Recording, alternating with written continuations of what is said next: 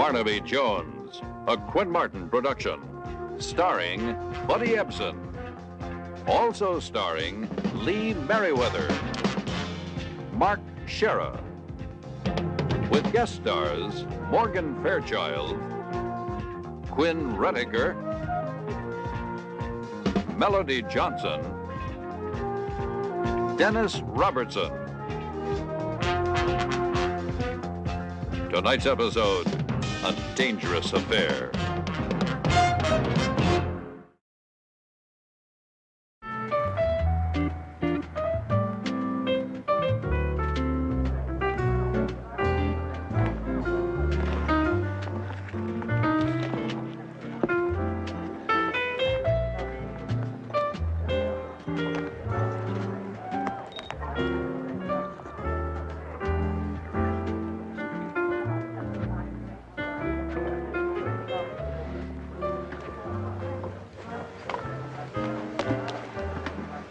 Hi, Mr. Auburn. I'm Scotty. I'm Pat. Remember me? Hey, what is this? I said I wanted to talk to you alone. What's the matter, Frank? You upset about something? Oh, about a lot of things, Vic. You want them to hear all the things I'm upset about? Excuse us a minute, ladies. We'll be right back. Come here, let's take a walk.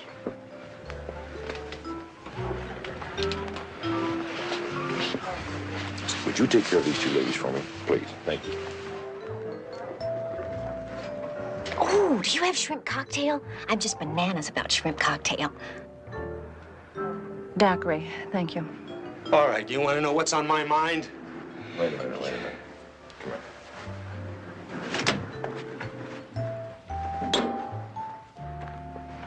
You know what I think, Frank?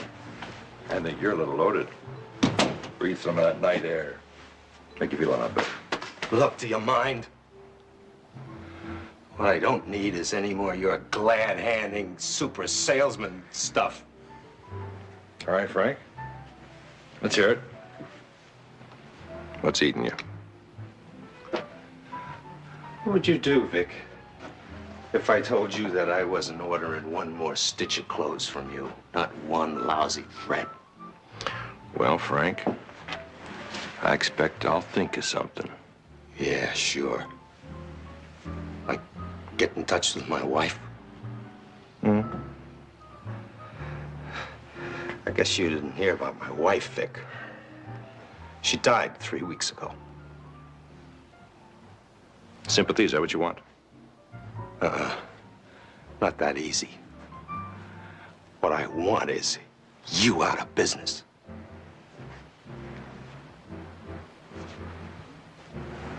I'm telling my whole story to anybody who'll listen to it about how you soften up all the buyers with the whining and dining. Oh, yeah. All those girls, those terrific, easy-to-get girls. You never complained about the girls, Frank. Ever. Let's face it, Vic. You owned me. Just the same as you must own all those other poor slobs that got trapped by you. Well, I'm blowing a whistle on you. When I get finished telling my story, there isn't a buyer in this country who'll give you the time of day. You all through, Frank? Is that it? Because I'm getting real sick of listening to you. Almost. Just one last little item I've been saving up. Yeah, what's that?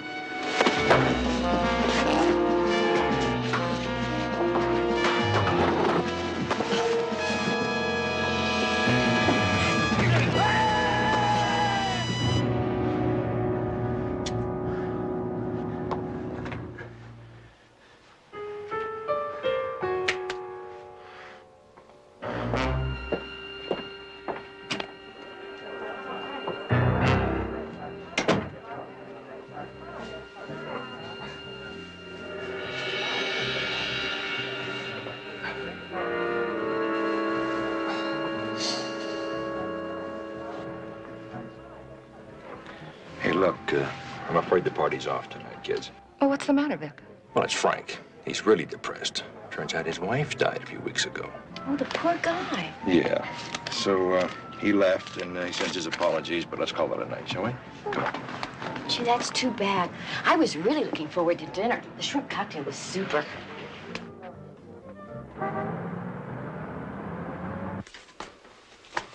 Betty, better get me the notes on the Beamer case. I ought to take that with me.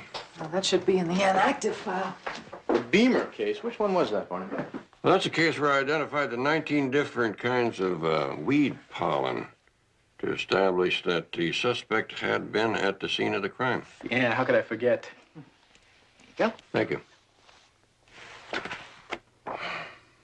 Is there something else you want to take along with you on your trip?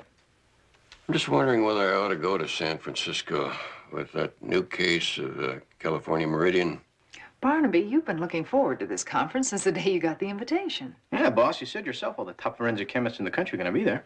I know, but California Meridian is a big account, and it's going to make a big difference in the amount of their payoff on that Frank Auburn life insurance, if it is determined that he died of suicide and not by accident. Well, I just happened to talk to a couple of people before you came in this morning. About the Auburn case? Mm-hmm. Talked to a guy named Bill Batley, who was hired to replace Auburn. He was supposed to have dinner with Auburn last night, but said that Auburn put him off. Said he seemed upset about something. Mm-hmm. Who else? All right. Put in a call to New York to Auburn's employer. Now, he told me that Auburn's wife died suddenly about 3 weeks ago. Not long after Auburn found out that he was going to be replaced in his job as a buyer. So he did have reason to be depressed, even suicidal. Good work, Jedediah. You just made up my mind for me.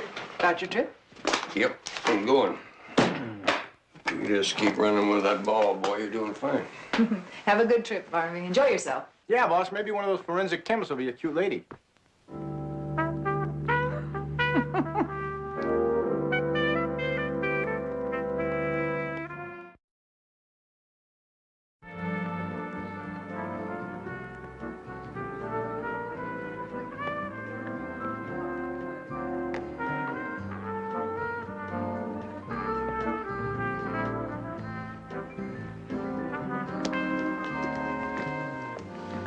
Yeah, I knew Frank a lot of years. You know, it comes as quite a shock, a thing like this. A shame, all right. Of course, I didn't know Frank that much, just since they brought me in to take over his accounts. Did you get a chance to talk to him at all last night? I mean, did you have any hint at all as to what was in his mind? Not exactly. He just stopped by my room in the hotel to cancel out our plans for dinner. He said there was something that he had to do.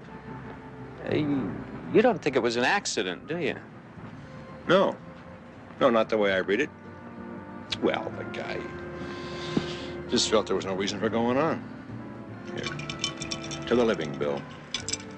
Yeah, I'll drink to that. Oh, Scotty, do a little turn for us, leader. See that outfit? That's gonna be a big winner. Big winner this season. And get you a nice break on 1,000 orders or more. I like it. Oh, I like what's in it, too. Wholesales for $22.50 a copy. The outfit, not the girl.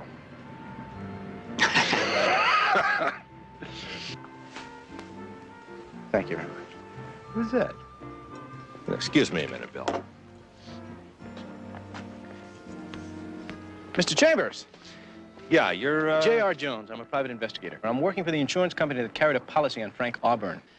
I talked to the maitre d' at the Roof Garden restaurant, and he said that you and a couple of ladies were with Auburn last night before he went off the roof.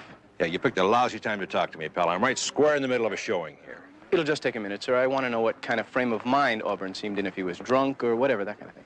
Now, look, give me a break. My company lives or dies, depending on how well I do with these buyers. You understand? It's very important, Mr. Chambers. The maitre d' did say that you left with Auburn.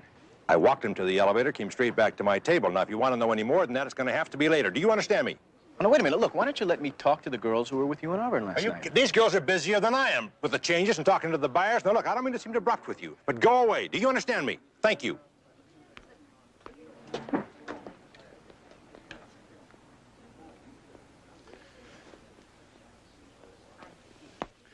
Miss, excuse me, didn't I see you at the Roof Garden restaurant last night? Sorry, must have been somebody else.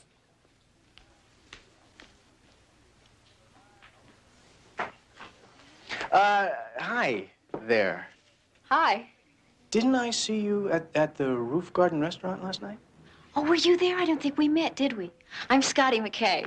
Hi, Scotty. I'm J.R. Jones. Oh, well, hi there, J.R. How long have you... No, you go first. What's going on in here? Scotty, damn it, you're supposed to be out there in your next outfit. I was Come just... on! What do I have to do with you, pal? Shove you out the door? Don't strain yourself, Mr. Chambers. I'm on my way out.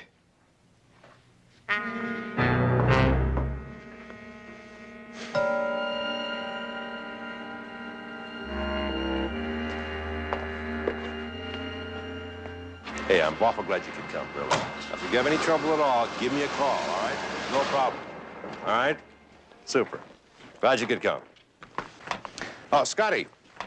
Bill was just telling me how he hates to eat alone. Why don't you keep him company tonight at dinner? On me. Well, sure, that'd be nice, Mr. Batley. You want to pick me up later? Oh, yes, that'll be fine. I better write down your address and phone number. Super.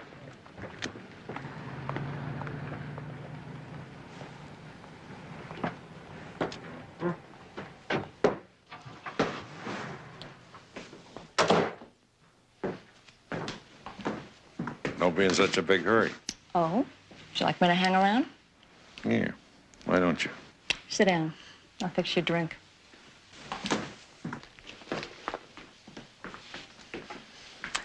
I thought the showing went well today. Yeah. I moved a lot of goods today. That guy that came in the middle of things. What was his problem? He's a private investigator for an insurance company. He wanted to ask me a lot of questions about Frank last night.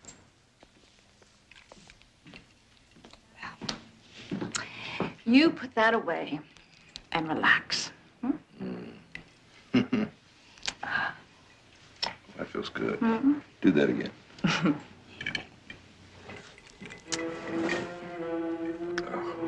Harder. Sure. Why would an insurance company be checking into Frank's death, I wonder? How the hell do I know that? Hey, Vic. I was only making conversation. Well, I guess I'm not in the mood for conversation. Or anything else. Okay.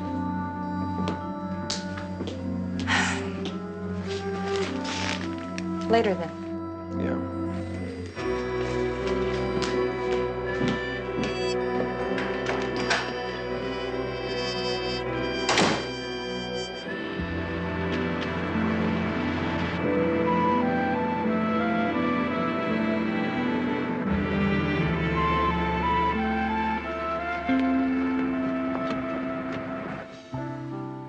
Hey, I'm glad you waited. I was afraid I'd never see you again. Well, I'm a hang-in-there guy with the right incentive. Can I interest you in some coffee or something to eat? Yeah, I could probably be persuaded.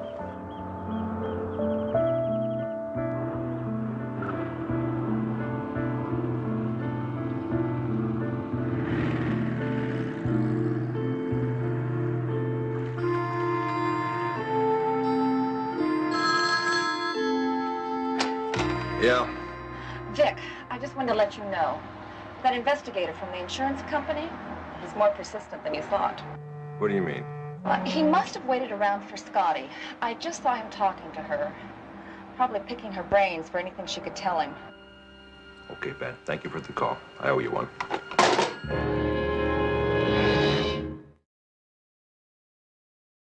Boy, we have good beef at home, but this is a terrific hamburger.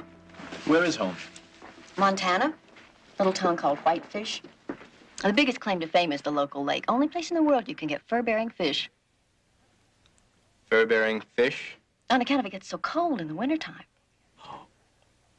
Well, maybe I was just trying to see how gullible you are. Testing my gullibility, huh? Gonna have to keep an eye on you, which happens to be no strain at all. Thank you. Want another burger? No. My mouth says yes, but I think my stomach just put out a no vacancy sign. All right, good. Save your appetite for tonight, because there's a terrific seafood place I want to take you to. I'd love it. Except I can't go tonight. Oh, no, you got another date, right? A business date. I told one of the buyers from New York I'd go to dinner with him. But, if you'd like to come by my place later for a drink. Sure, great. If you can't get out of the other thing. No, I really can't. I mean, it's part of my job. I'm not just in modeling, I'm in customer relations, too. Oh, you're kidding. Well, look, maybe you can help answer some questions about what happened to Frank Auburn last night. Wasn't that awful? I mean, he was sitting right beside me as close as you are. Did you talk to him long? No, hardly at all. I mean, we just got there, Pat and Mr. Chambers and me, and Mr. Auburn said he wanted to talk to Vic alone. And then they left the restaurant together. That's right, out by where the elevators come up. How long were they out there before Chambers came back? Well, a little while anyway, because I ordered a shrimp cocktail, and the waiter brought it real quick, and I was just finishing it up when he came back. So that must have been, what, about 15 minutes that Vic and Auburn were out there? No, not that long. More like 8 or 10. I eat real fast, in case you haven't noticed. Uh-huh. Why is that important? How long Vic was away from the table? Well, I just have to check those things out. You know, see if you remember the evening the same way Chambers does. Anyway, what about tonight? What time should I come over?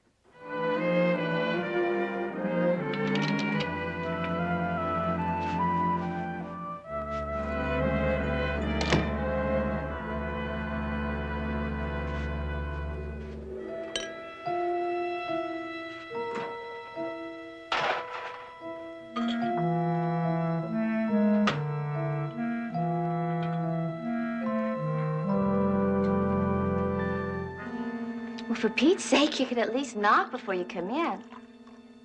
I mean, just because you let me live here rent-free doesn't mean that you can just walk in anytime you feel like it. Knock it off, sweetheart. I'm not happy with you. Not one little bit. Why? Because I put on a towel before I came out of the shower? What time's Barnaby picking you up?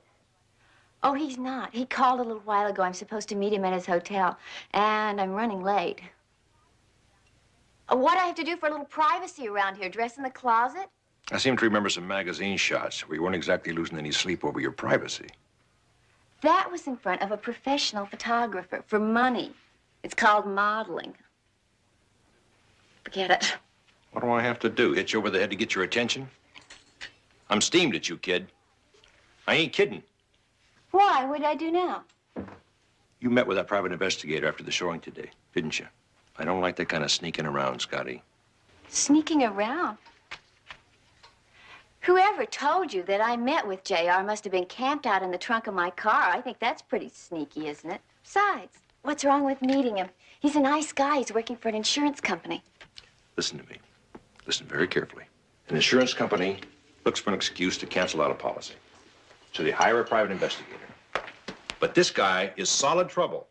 He's a snoop. He's a troublemaker. He's going to make nothing but waves over Frank Auburn's suicide. If your brains weren't all down there in your derriere, you'd know that's very bad for business.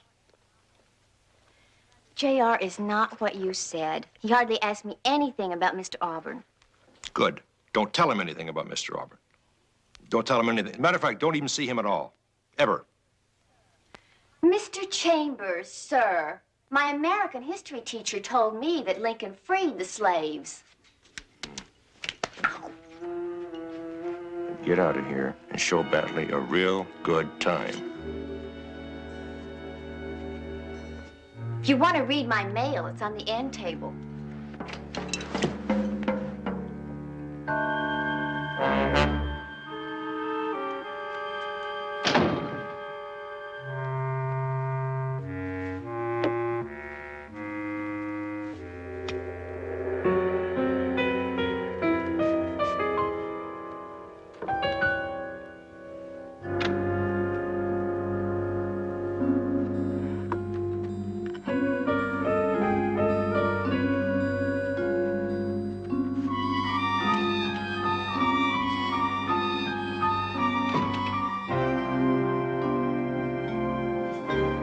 See how well manicured Auburn's nails were. But look at the way they're shattered on the left hand. You think that means anything? That alone, nothing. But after you called, I took a second look. And this is what I found under the nails.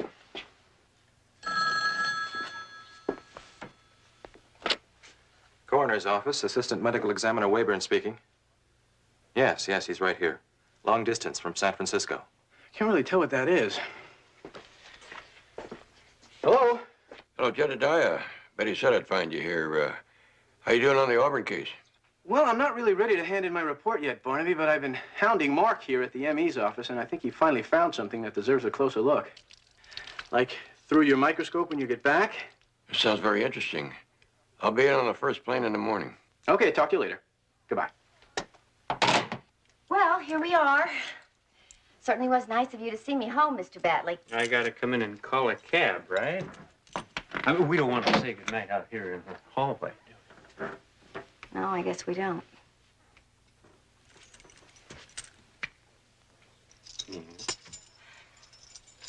Oh, Well, what do you know? I think I'm out of car fare. very happy to make you a loan. Or a gift, even.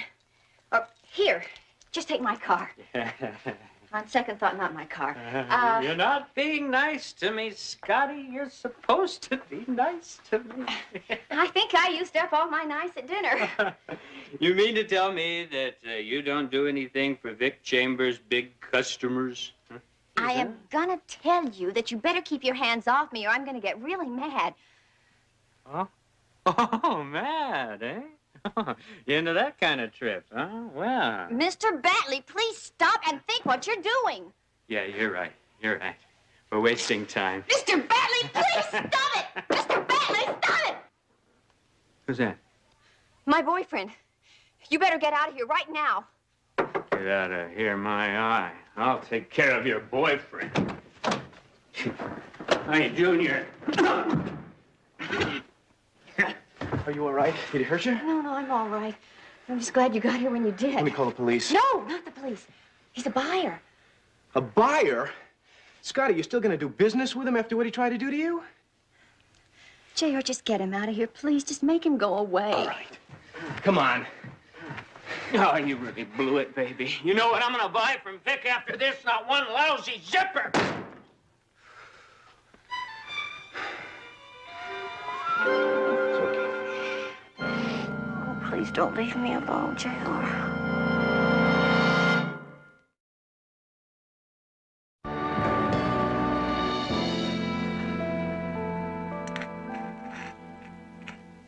I would say that what we have here is wool fibers. High grade, dyed 4 different colors. 4 colors? A wool carpet? No, it's a different grade of wool. More like Shetland, something you might find in a top-line menswear. Plaid jacket. Yeah, it's about as good a guess as we're going to come up with. Speaking of wool, you've been doing a lot of wool gathering this morning, Jedediah. Something on your mind?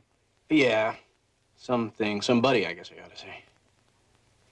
I think J.R. has become personally involved in the case, Barnaby. Oh. Would it be that there's a lady in the investigation? Yeah, there's a lady in the investigation. She's been a great help, though, Barnaby. Her name's Scotty McKay. She's a model for Vic Chambers' company. She was in the restaurant the night Auburn died. Mm-hmm. And you have been seeing her outside of your work on the case? You bet I have. She's really a terrific girl, Barnaby. I mean, she's one of the most open, honest, real women I've ever met. You know, Jedediah, sometimes it's a mistake to get mixed up with people in the investigation. Come on, Barnaby. I told you she's a fine person. Was she modeling at the restaurant the night of Auburn's death? No. She went with Chambers and another model. See, the girls do customer relations, too. I mean, she's not just a pretty face, you know. Anyway, I got a lot to do before I meet Scotty for lunch. I'll see you guys later, okay? Mm-hmm. Bye-bye. Bye-bye. You know what I think? I think J.R. has fallen in love. Yeah, and that could be a problem. Oh, perhaps she's everything he says she is. That's what I'm afraid of. The way I understand it, some of these girls in customer relations are expected to do exactly that. Have relations with the customers.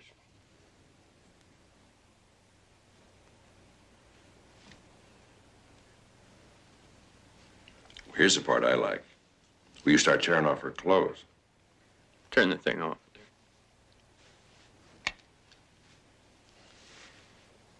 All right.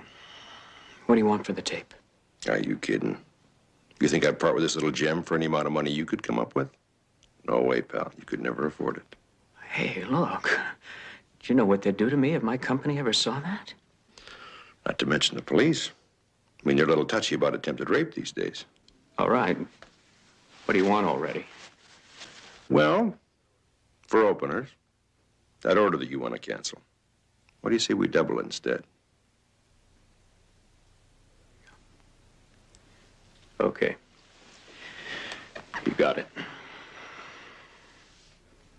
You know, I bet I'm not the first guy you've hooked with that little man trap. Oh, Bill. Don't be so bitter. Look, we all sell the same goods. Your stores will do fine with my line. But not as good as they'd do with a little better line, a more competitive price, right? That's the break. Have a good trip back to the Big Apple, Bill. Sure. Sure I will.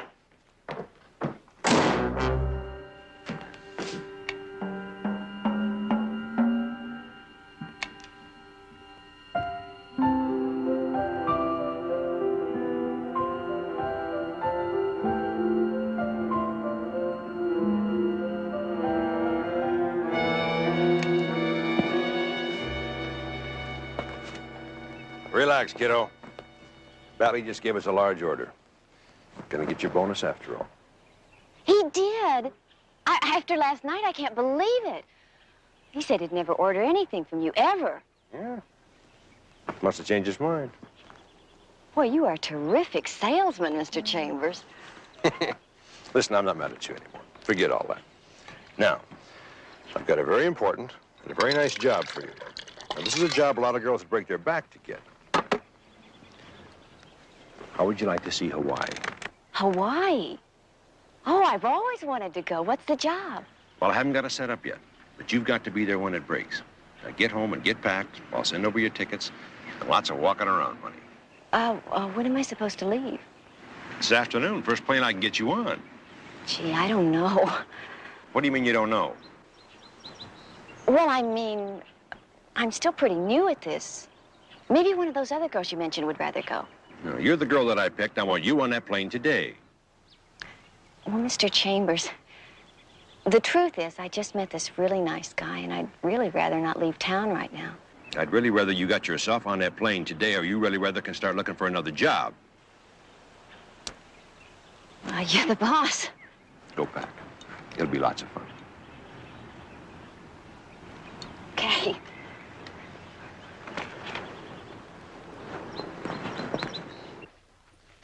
Hi.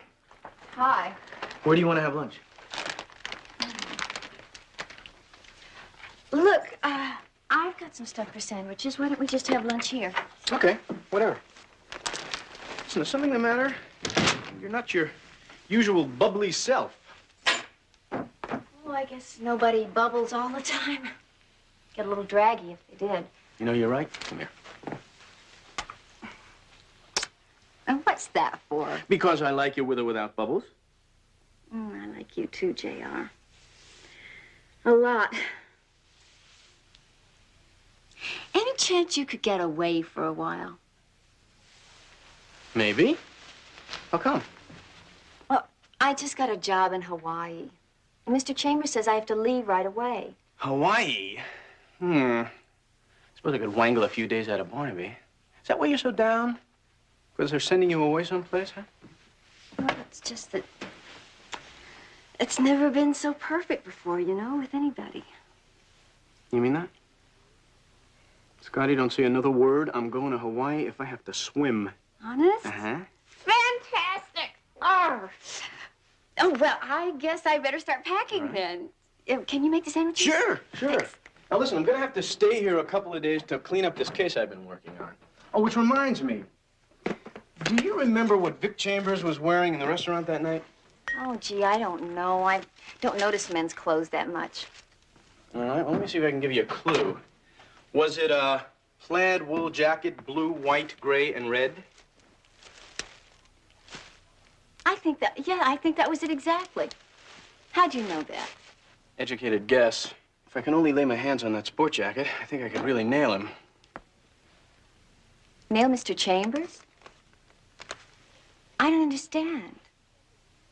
JR, Vic said that you were poking around because the insurance company was looking for an excuse not to pay off on Mr. Auburn's life insurance. Now, is that the truth? Not quite. The truth is that we started by trying to determine whether it was an accidental death or a suicide, which would make a difference in the amount of the payoff, you know. But now, it's looking more and more like what I'm actually onto here is a murder. Oh, wow. And you think Mr. Chambers? Now, if I could get my hands on that sport jacket, I think I could prove it. Anyway, it would give the police a big leg up on a case against him. Of course, it would mean you'd be out of a job, but I think there are a lot of places a girl could get work in customer relations, huh? Yeah, I guess. Looks like a lousy job, anyway. That guy I threw out of here last night. You don't really have to put up with that kind of thing very often, do you? No. No, usually the buyers are just nice, lonely guys. It means so much to them to have a pretty young girl for the night. Well, what do you mean? You mean like for an evening, for a dinner date? No, JR, what I mean, look, if a buyer is a nice guy, and I think it would help him make up his mind about ordering from our company. Well, what did you think, anyway? I don't know, Scotty. I guess I just didn't want to think that. I mean, for money? It's just part of my job, that's all. Look, JR, I wanted to be upfront with you about this because I felt like there was something really special happening with us, you know? Yeah. Yeah, I know. Well, listen, I gotta go check out about that coat, okay? How? How are you gonna get it? I don't know. I'll figure something out. Talk to you later.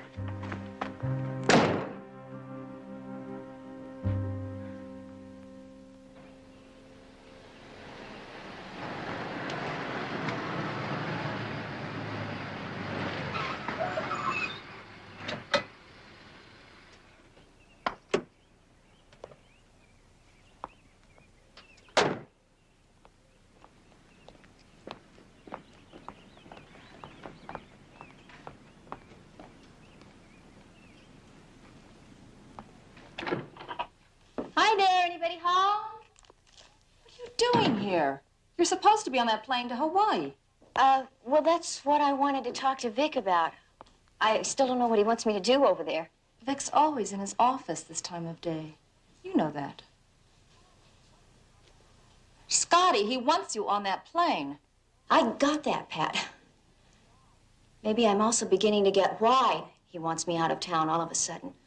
Now, what is that supposed to mean? Pat, look, I know you like Vic a lot. But I was talking to my friend, J.R. Jones, about this investigation he's been doing, and, Yes. And? And he thinks maybe Vic killed Mr. Auburn that night. It's about time you grew up, girl. Now, there's a lot going on you don't know about. What does that mean? You know that big order Vic got from Bill Batley? Well, here's why he got it.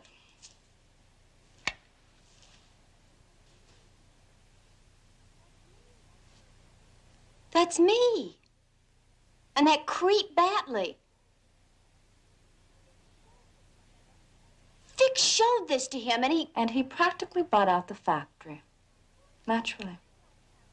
Who took this? There's no camera in my room. No. Oh, it's there, all right. Where it will do the most good. Now, do you really think anybody would believe you didn't know about it all along? You see why you better make that plain. Oh, well, I think I'm gonna be sick. Don't louse up Vic's carpeting on top of everything else.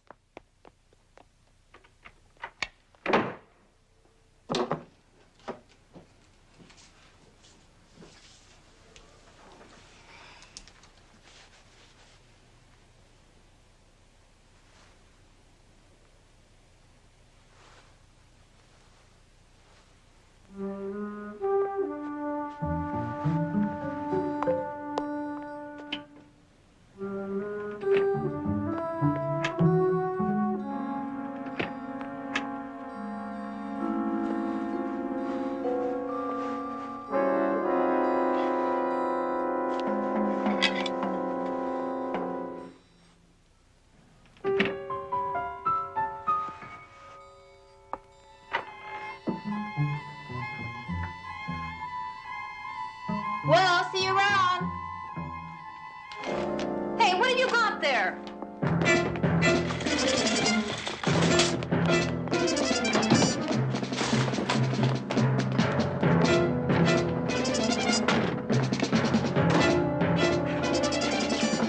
That's jacket. Are you crazy? Give it back.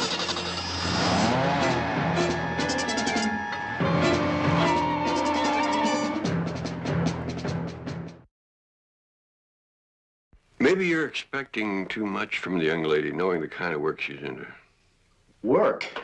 That's a four-letter word, too, isn't it? I don't know, I guess I thought it. I just didn't want to believe it. I can see your feelings have been stepped on bad. You know, even now, knowing everything I know about her, Barnaby, I still want to see her. And I'm going to see her. Even knowing what you know? She can change. I know that, Barnaby. She's a decent, honest girl. She just got sucked in by the life out here. She wasn't ready to take care of herself. I'm telling you, things are going to be different from here on out. Even if you take her out of the life she's into, you can't take away where she's been. I know that. Do you think that you can handle the feelings that are bound to crop up when you bump up against a lady's past? I can handle it. I can handle it.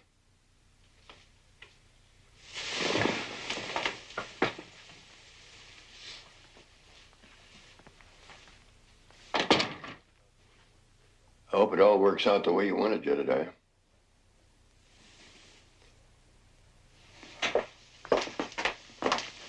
Bye-bye.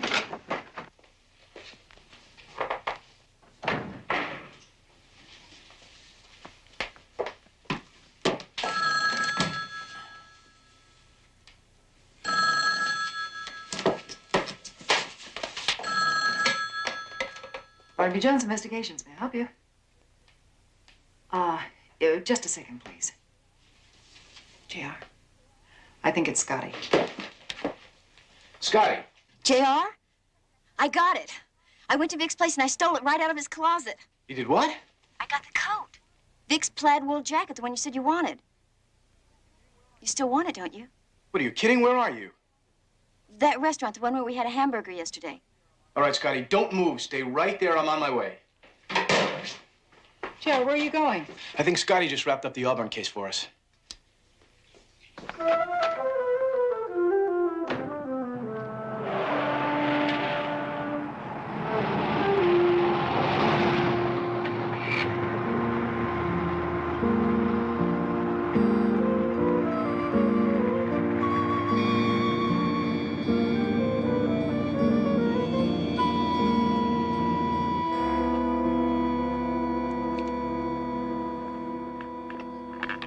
Hey, Scotty.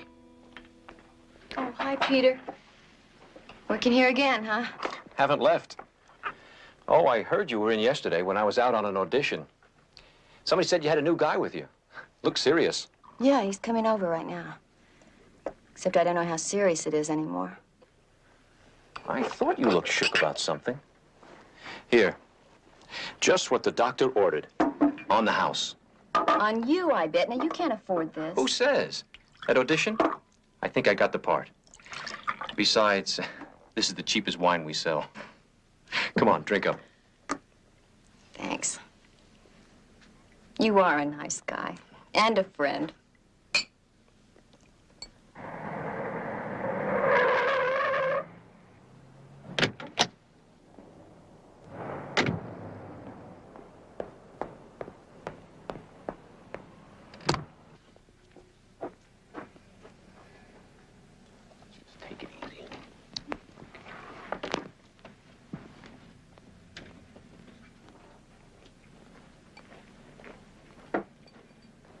JR, I'm so glad you got here. Who was that? Who? The guy just now with the hug and the kiss. What is he, another relations type customer? Huh? JR. Now look. I made up my mind I still want to see you, Scotty, but there have got to be some changes, like your job, guys like that. Will you just shut up 1 minute? That guy happens to be a friend of mine from an acting workshop I took. We rehearsed a scene together, and he never hit on me one single time. He's just a nice guy. Scotty, look, I just... Got jealous. Yeah, I did. Here, this is what you came for, isn't it? Pat Barrow was there when I took it. She nearly came through my car window trying to get it back. You took a big chance. You shouldn't have done that. I just wanted to do something for you. Try to make amends. Scotty, I'm really sorry.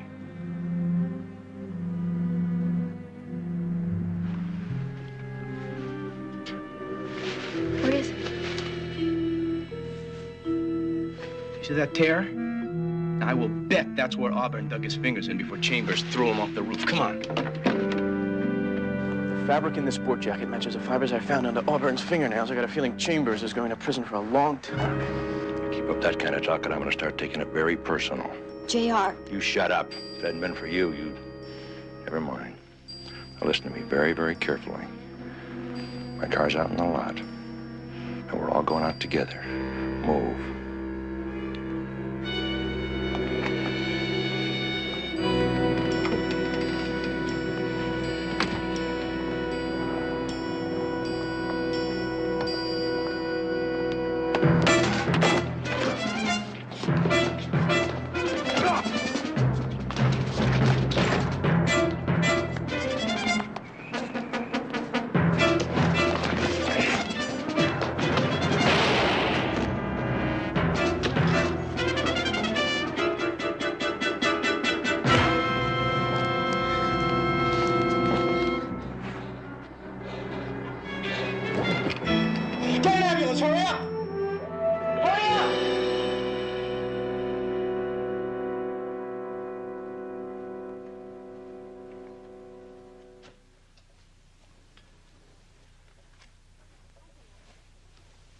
Hi, JR. What's this? What's it look like? I'm packing. Wait a minute. We have a date this afternoon. You and me and Barnaby and Betty are going to drive up to... Up to Solvang. Spend the day together. Let them get to know me. Sounds an awful lot like meeting your family. I guess it's because it was meeting my family. What's with this packing? I thought I'd go home for a while. At least till I can get my arm out of this hammock. And, then I thought I'd try Oregon. I hear there's lots going on up there. Well, Scotty, I thought there was something going on right here. There was. Something really nice. But that day in the restaurant when you saw Peter give me that kiss. Oh, come on, that was stupid, and I admitted it at the time. That's no reason for you to be doing what you're doing. It's the only reason. Because it isn't stupid, it's human. Don't you see? If we stay together, every time some guy comes over to me or says something or even just smiles, you're gonna wonder if he's one of those men.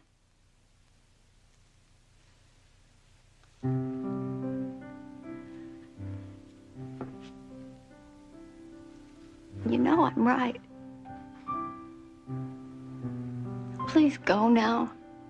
I can get the cab driver to carry my bags down. I'd rather just say goodbye now.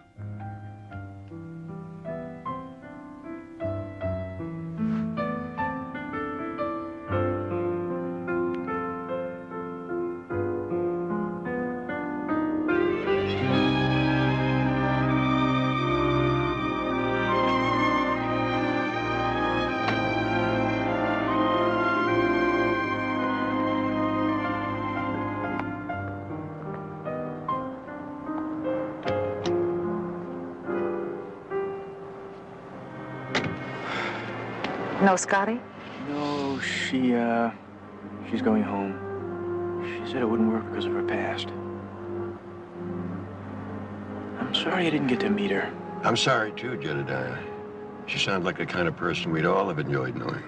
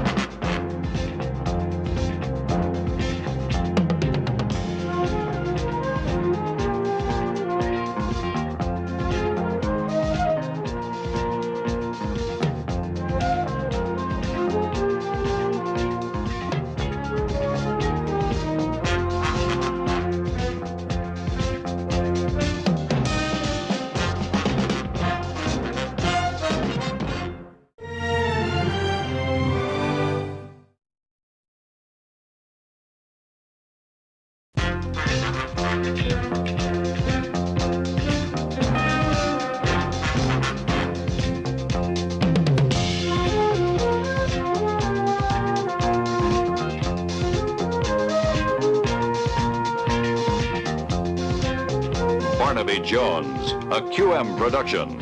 Starring Buddy Ebsen. Also starring Lee Merriweather. Mark Shera. With guest stars Jeffrey Lewis, Joshua Bryant, Randy Oakes, Bo Kaiser, Charles McCauley. Tonight's episode, The Killing Point.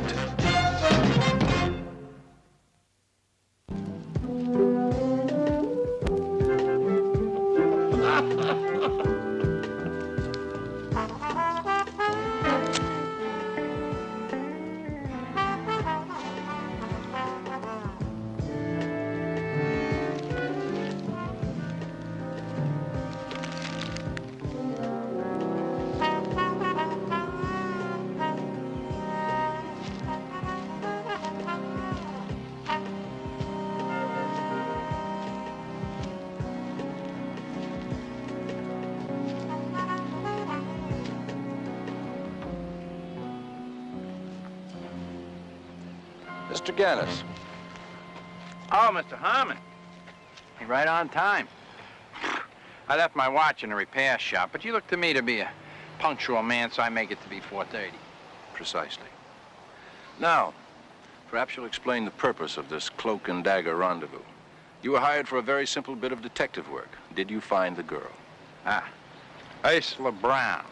Well, the fact of the matter is I found a good deal more than the girl. The address will suffice. Here's your $300 final payment. Well, thanks, but no thanks. That was the agreement. 200 to start, the balance when you found her.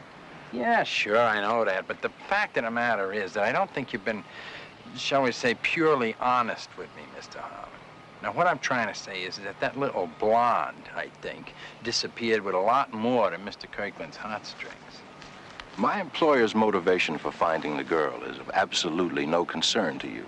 You're absolutely half right, Mr. Harmon. Mr. Kirkland's sex life doesn't titillate me at all, but his reputation as a millionaire art collector does stimulate my interest a little bit. Get to it, Gannis. I detected a note of extortion in your voice when you called. Hey, is that any way to talk to somebody who's trying to do you a favor? You're lucky I'm the honest type. Sit down a second. Now, the way I heard it was that a certain priceless object that disappeared from Mr. Kirkland's private collection could change hands for $1 million. Now, the fact that this wasn't reported to the police leads me to believe the worst, that it was hot in the first place. How much is this additional favor going to cost? Oh, I think with thorough, confidential investigative work like this, it's going to be worth precisely $100,000. I'll have to discuss this with Mr. Kirkland, of course. Oh, yeah, sure, but I wouldn't discuss it too long. Because if this girl and the $1 million whatchamacallit should skip the country, we're both losers, right?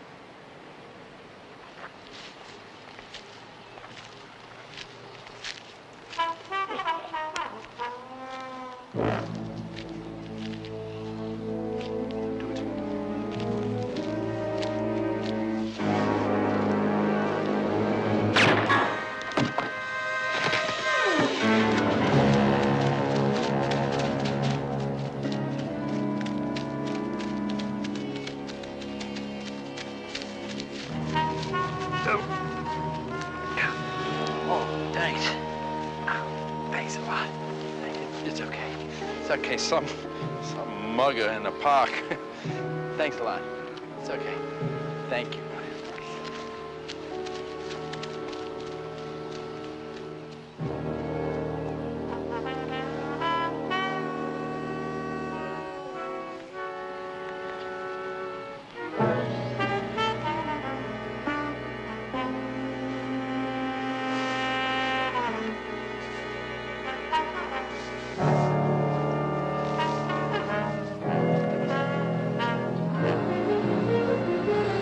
Here's a list of the stolen articles with the serial numbers. Good. All right, now all the rest of it is in here, Barnaby. Petty cash receipts and fingerprints. You are a tidy little twosome. We had to wrap this case in a ribbon before we turn it into the insurance company. Anybody home? Ah, there you are. The Jones family. Well, here's Wally Gannis, your friendly photographer, come to take your picture. I think I'll line you up there by the window, put the pretty one in the middle. Wally, are you hurt? That's nothing, just a little 38 caliber piece in it. What's with the furniture? Come on, look, leave me alone, will you? It's just a nick. Barnaby, I need your help. You need a doctor. Get the paramedics. No, Betty, please, now wait a minute. On your side. JR, it's okay. I walked up here. Well, come on, Wally, out with your story, or you'll be telling it on the way to the hospital. All right, listen. Now, I've done some things for you in the past, right? Time's a wasting, Wally. Well, so I'm just about to collect $300 for locating this girl who skipped out on a bad check when this guy takes a pot shot at me. Won't do. Nobody shoots their way out of insufficient funds. Come on, would I lie to you? Yes, unless you've changed in the last week. They're on their way. All right. So here it is. You know the millionaire lives out in Pasadena, J. Latimer Kirkland. Kirkland, yeah, he's the art collector, isn't he? I wouldn't know about that, but I do know that there's this young hairdresser, Ursula Brown, who goes out and clips his locks every Monday and Friday. And maybe a little, close your ears, Betty, maybe a little whoop-de-doo, who knows. Anyway, she's turned up missing, and Kirkland wants her found. Why does he want her found? I don't know. Maybe he wants to give her a bunch of roses or a diamond bracelet. Maybe his hair's coming down in his eyes for $300. I don't ask. How about it, Barnaby? Well, it's not my type of case, Wally, but if you need a loan to tide you over. No, it's fine. I'm okay. It's just that the fact is your reputation is sort of at stake. Barnaby's reputation? Yeah. Well, I had to tell him that I worked for you. And I have, you know, over the years, and that's how I got the job. Wally, one of these days you're going to lie yourself 6 feet under. You'll do it? Yes, if you'll sit down and wait quietly until the paramedics get here. Oh. I'm not going to have a partner of mine dying of bee sting. Ah. I suppose that you had taken care of this, Alex. Really, it's getting so I can't trust you with the simplest matters without finally having to take care of them myself. Fromage, Mr. Jones. The brie is particularly tasty. Oh, thank you, no. I'm sorry, Mr. Kirkland. I wasn't aware there was any difficulty. Apparently there is a difficulty, or Mr. Jones would not be here. Oh, no trouble exactly, Mr. Kirkland. You see, my associate, Mr. Gannis, is following one direction in this case, and I thought that I would pursue another. It might speed things up a little. Really, I should think it would be easy. An attractive young lady, she must have a multitude of friends and acquaintances who would know where she could be found. Unless for some particular reason she didn't want you to find her. What possible reason could come to mind? I can think of none at all. Well, for instance, you live here surrounded by a veritable candy store of beautiful things, which might tempt some young lady if she couldn't afford them on her own. Yes. Yes, it's a very understandable suspicion, I presume, but no. It's inconceivable. As a matter of fact, Ursula was quite infatuated with me. I think she might have been just a bit overwhelmed by my attentions to her. She's a charming little thing, quite a notch above the others. We used to enjoy quiet suppers together, right here. I called her Ursula, my little bear. From the Latin ursus, bear, you understand? I like to indulge people who give me pleasure. No, Mr. Jones, if you're looking for a direction to pursue, I might suggest that it would be someone who resented her fondness for me. A jealous lover, perhaps? It's my only fear. Of course, I have no idea of continuing a permanent relationship with the lady. I merely wanted to see her one more time to make sure she'd come to no harm.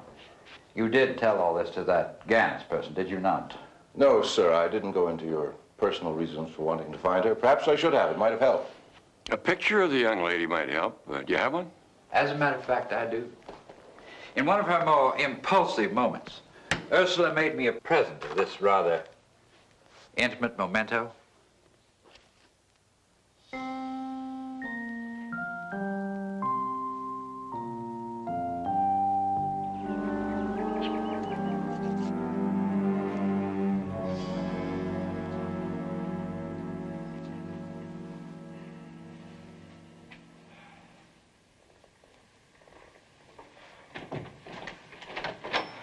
Could you knock or something? Every time somebody walks down that hall, I break a nail. There's the knock. Here's yours something. Nick, when are we gonna get out of here? Soon. You've been saying that for 2 days now. Yeah, well, suddenly we're hot. We are both very hot, Ersy, baby. No, you told me the police weren't gonna be involved. It's not the police. Some private snoop in baggy pants is looking for you. He's connected us. And he's been making the rounds of every respectable fence in town. What do we do now? I wish I'd never let you talk me into letting you steal that thing. Come on. You look on the bright side, baby. My research was right. That thing was exactly what I thought it was. And Kirkland came by it illegally, or he wouldn't have hired some private cop to get it back. Yeah, you're so smart. You stole something too expensive to sell.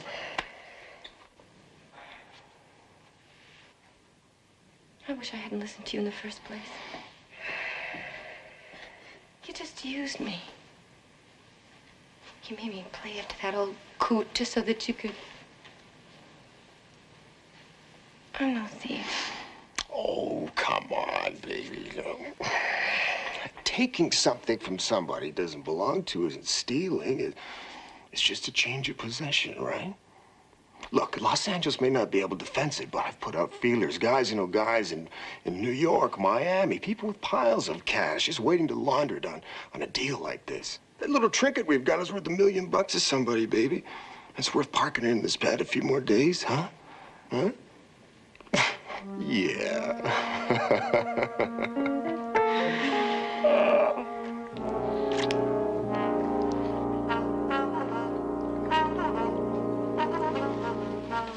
Oh, boy, this stuff tastes like plastic.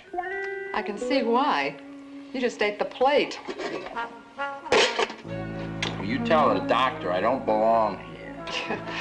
That makes 2 of us. Now lie down before you pull your stitches.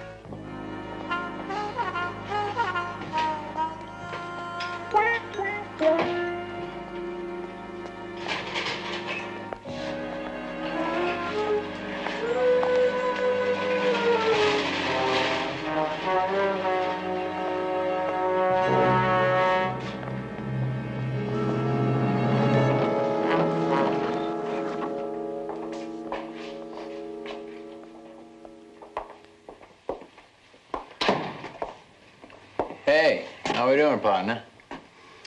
Well, I went out to see J. Latimer Kirkland. Oh, yeah? What's he like? I only talked to his trained bear, Alex Harmon. He peels grapes, sips wine, and lies through his teeth, I have a feeling. God, I don't know how these guys can expect us to do any job for them if they don't tell us the truth. Well, I know that you are an incorrigible con man, but you're also a pretty good detective. You got close enough to the truth for somebody to take a pot shot at you. Hey, shh. Now, I told the cops that some lame brain winged me in the park trying to rob me. They took the bullet and they went away happy, so... Well, if you want to keep your secret, why don't I go back to the office Forget this whole thing, and then we'll all be happy. Wait a minute. Now, just wait a minute. Okay, you got me. I'm lying here, wounded and helpless. I'll tell you what I think I know. Okay, but remember, I'm going to check it out. Right. Well, you know how my mind works. My first thought is that this sweet little Ursula Brown swiped something from the old bird, so I go around checking all the fences. Now, they ain't seen her pretty face, but her boyfriend, Nick Fallon, has been making the rounds. Nick Fallon, that has a faint ring. Very smooth second story man. Now, I put him and her together. I figured the two of them lifted something very heavy and very hot from old man Kirkland. Too heavy for any regular fence to handle anyway. What makes you think it's hot? Well, if it wasn't, a big taxpayer like Kirkland, he would have called the police. Maybe it's time us little taxpayers called the police. What good would that do? Old man Kirkland would just deny it. And then he'd go about trying to find the girl and the article in question on his own. Now, you and I got to do this, Barnaby. Don't you see? It's a matter of principle now. Okay, you stay in bed here. I don't want you to get up and strain your principles in case I find the girl and whatever it is. I knew I could count on you, Barnaby.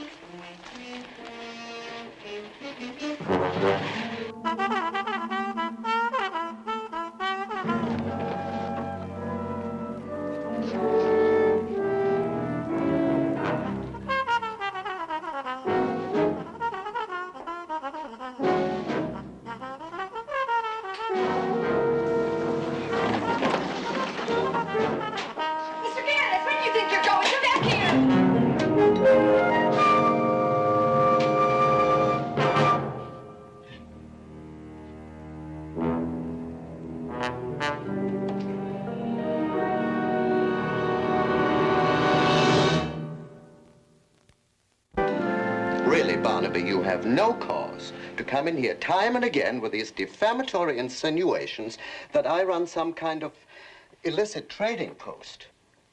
I think the word is fence, Marley. Now, I could bring the police in. They insinuate a lot louder than I do.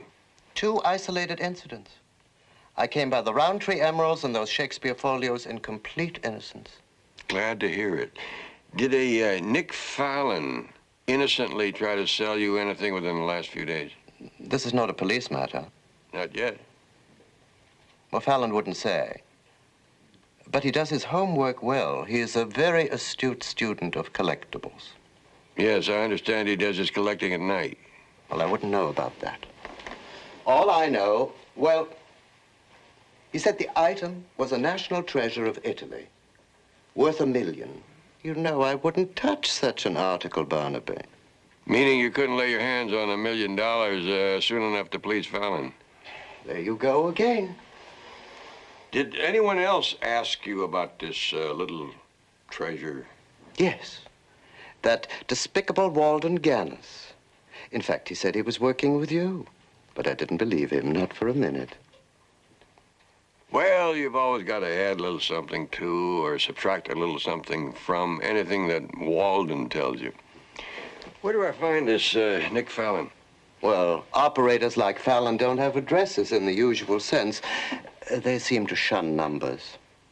But I think you might arrange to get in touch at a bar that he frequents called the Red Chimney. Thank you, Marley.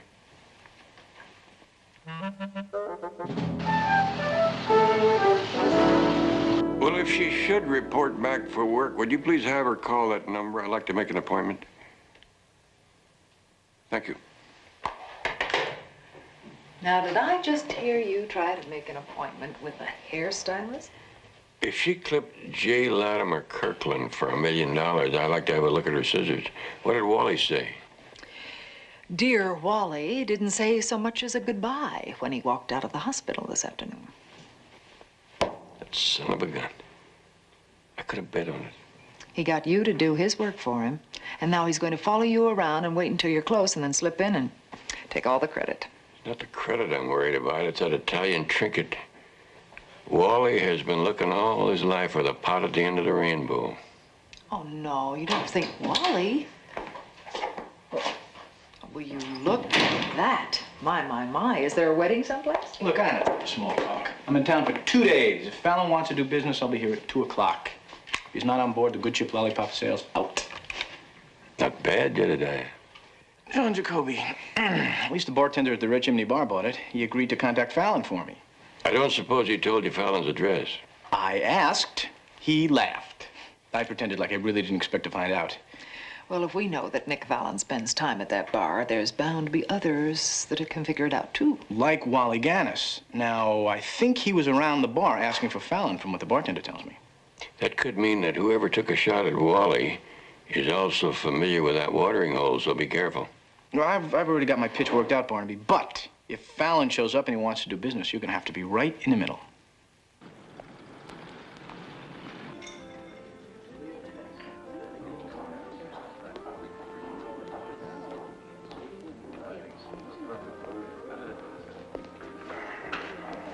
Is he here?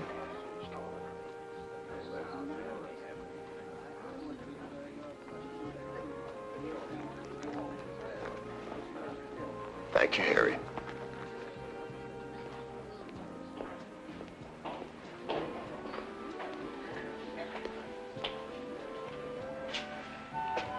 I'm Nick Fallon.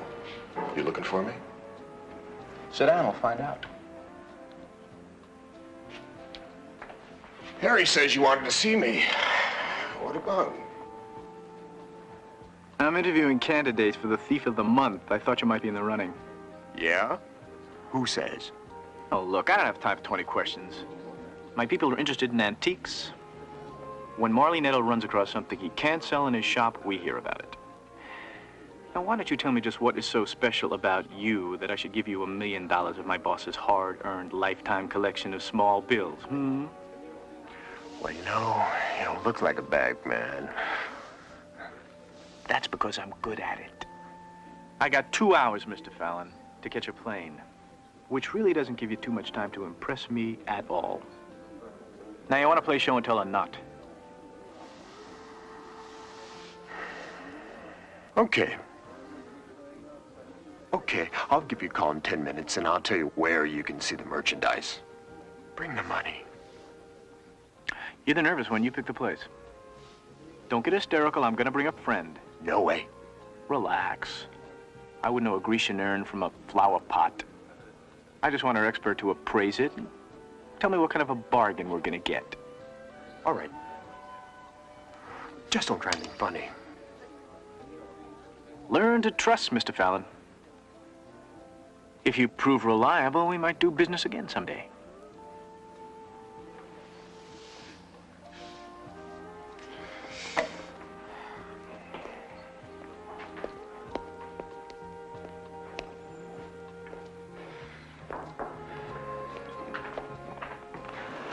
I'd like you to keep an eye on him. I'll be giving you a call in a couple of minutes, and I'd like to know if he talks to anyone.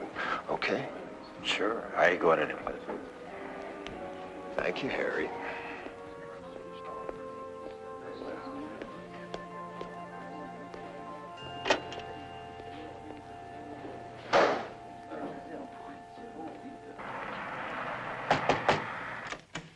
We're in, Ursie, baby.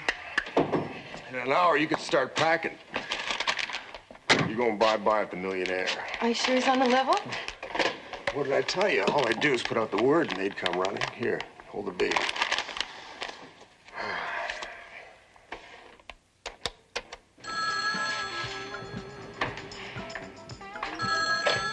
Red Chimney. Yeah, like a mummy. Hold on.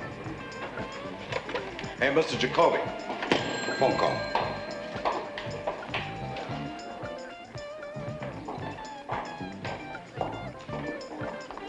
Thank you. Hello? Yeah, it's me. I'm listening. Just keep talking. At Griffith Park, the old zoo. You know where that is? Don't worry. We'll be there. Just don't keep us waiting. Right. Thank you. Well, thank you. You bet.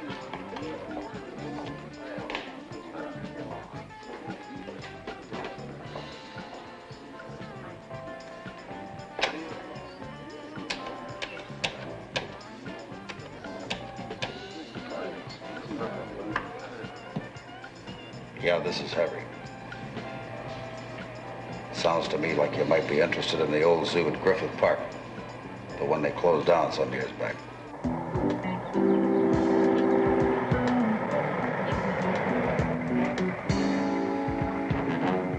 There's no one here. They might be around that turn. All right, you stay here. I'll take a look.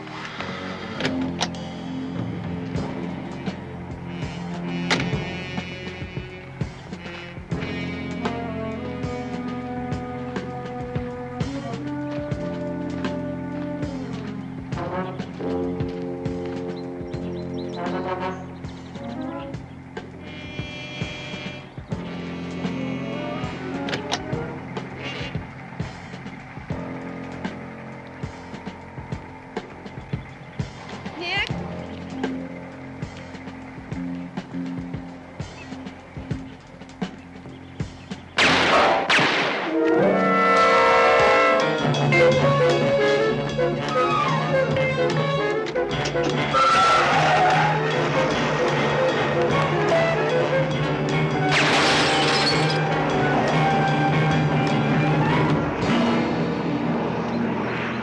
You think he believed you? He wanted to believe me, Barnaby. He'll be there. He's expecting $1 million. We're going to be a big disappointment, so watch your step. All right, if he produces the goods, you get the drop on him. I call Lieutenant Biddle 123. You do talk a good game behind those dark glasses, Jedediah.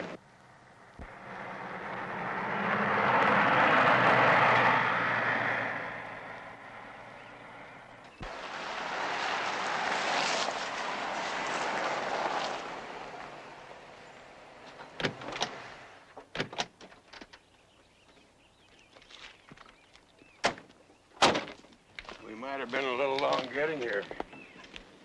Maybe you got cold feet. Well, if he was here and gone, I think he's going to be back. The way he sounded on the phone, we're just about the only game in town, Barnaby.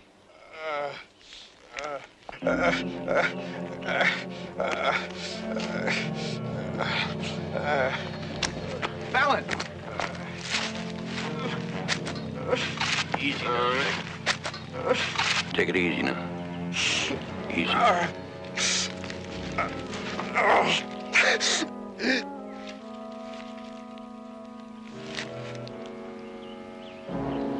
Too late. I better call Lieutenant Biddle. Who could have known, Barnaby? He gave me directions over the phone. Jedediah, are you sure nobody could have been following? Wait a minute.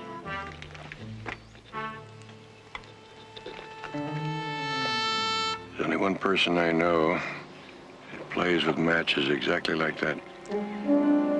Wally Gannis. He must have gotten here ahead of us.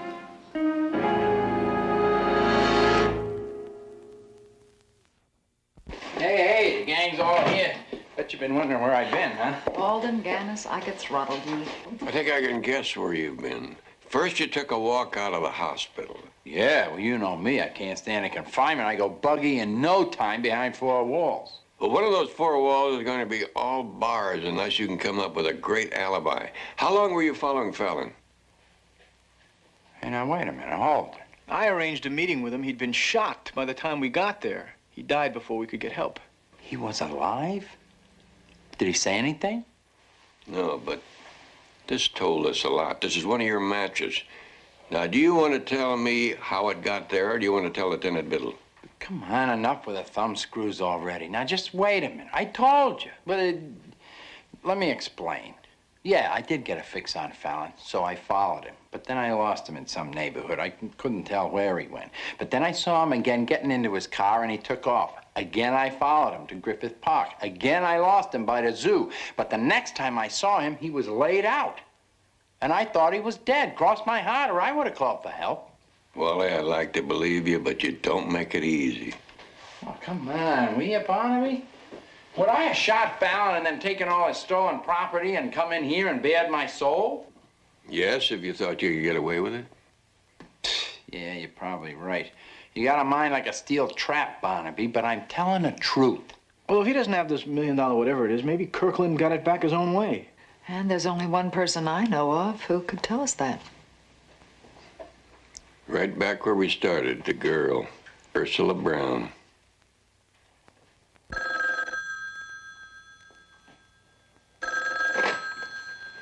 Kirkland residence.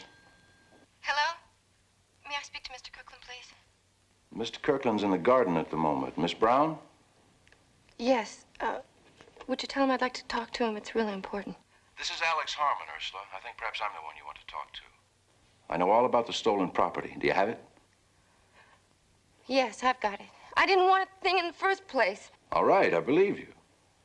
Now, you listen to me, Ursula. There's absolutely no way you can dispose of that. Do you understand me? That's why I'm calling.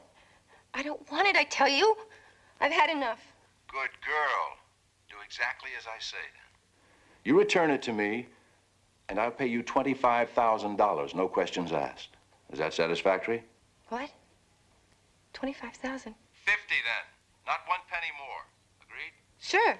All right. But you better not try to kill me, Mr. Harmon. Or I just might leave a letter or something behind telling everybody how you killed Nick, with names and everything. And you won't be able to talk your way out of that no matter how hard you try. Now, calm yourself. I have no idea of what you're talking about. Whatever trouble you and somebody else may have got yourself into is of no concern to me. I simply want the object returned. I think I'm being quite generous. All right? All right. But not there. I won't come there. Any place of your choosing, my dear. What about Birdland Woods? Do you know where that is? Out near the reservoir? I think I can find it. I'll meet you there. Just you. I'll be there in 1 hour.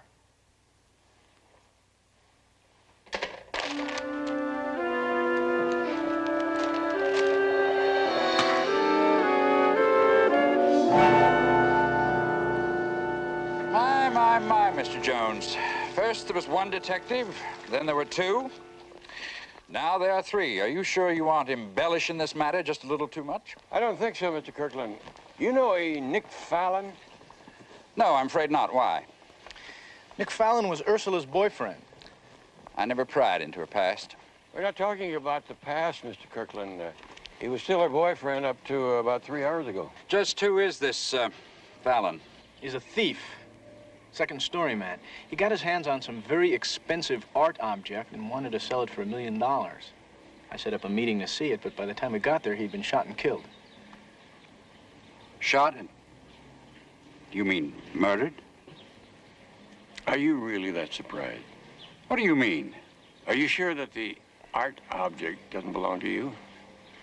Isn't that the reason you're so anxious to find your affectionate little hairdresser? How dare you? How dare you? My dear little bear Ursula would never be involved in such an evil conspiracy. No, Mr. Jones. It's obviously you who are using this criminal fantasy to mask your own ineptitude.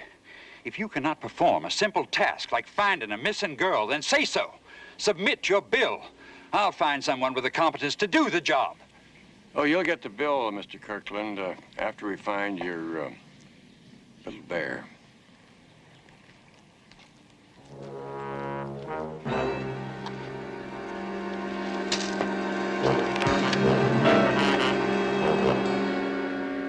Barnaby, he's obviously lying through his teeth. That means the truth is they still don't have what they want. Well, if he's still after the girl, then she must have it. She may have taken that trip out to the old zoo with Fallon. Fallon walked into the trap. Ursula must have left before the killer got what he wanted. Jedediah, we don't want to get the reputation for ineptitude. Have you visited that beauty parlor that sent Ursula Brown out on house call? No, not yet, Barnaby. But her best friend should be coming on duty just about now, and I don't want to be late for my appointment.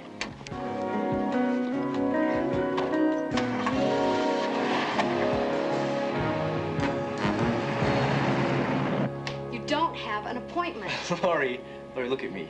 Now, have you got any compassion in your heart? Because if you do, you're not going to let me go out on the street looking like this, are you? You're kind of cute, you know. I guess I could make you irresistible. Give you that careless, seductive look. Leave myself completely in your hands. Hey, stop fooling around. Now, I told you before, I'm not going to tell you where she is. Well, what about making me completely irresistible? You bill collectors are all alike, you know that? First, they sent in that seedy character a couple of days ago. And he bombed out, so now they send you. Oh, no, wait a minute. I'm not a bill collector. I just want to talk to Ursula, really. Well, why don't you talk to me? I'm more available than Ursula. Well, this is strictly business, honestly. A girl's private life is her own business. Now, I'm not going to tell you, and I have an appointment due, so why don't you clear out? Does this mean it's over between us, Laurie? See me again when you don't have another girl on your mind. I'll bet I could have you chasing after me for a while. Now out. Goodbye, farewell. You really want me to stay, don't you? Just Go. say so. Out. Something I said to you?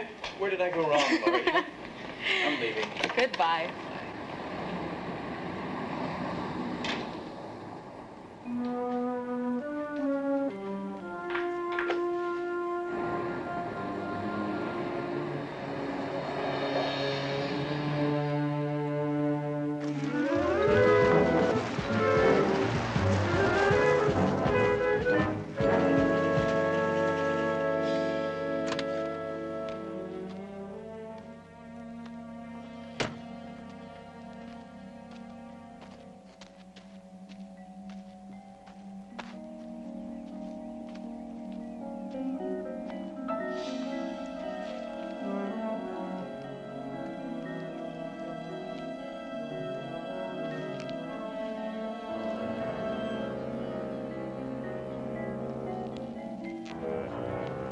Ursula, don't be afraid.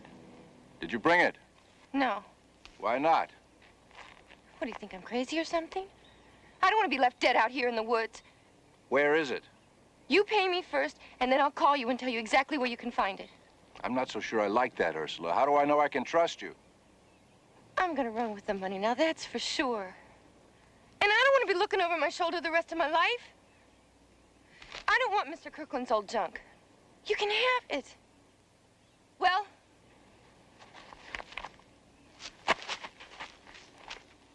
There you are. I'll expect your call within a half hour. Stop at the phone booth near the park entrance and take down the number. Call me there. sure, all right. Aren't you going to count the money? No, I think you're smarter than that. Actually, you're really dumb. If you just shut up long enough on the phone, you would have found out I was going to give it to you for free. But thanks anyway.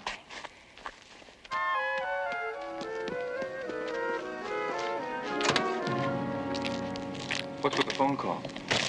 What if she double crosses you? What do you take me for? Go get the car. We're going to follow her. She's not bad looking. Do I have to do it? If she makes it necessary, yes.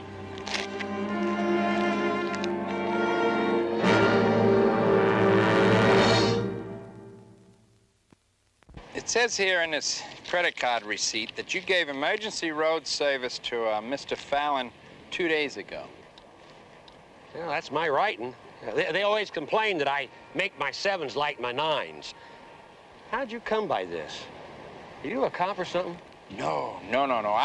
I just gave the gentleman a ride, and when I let him off, he left his jacket in the car. I just want to give him his jacket back.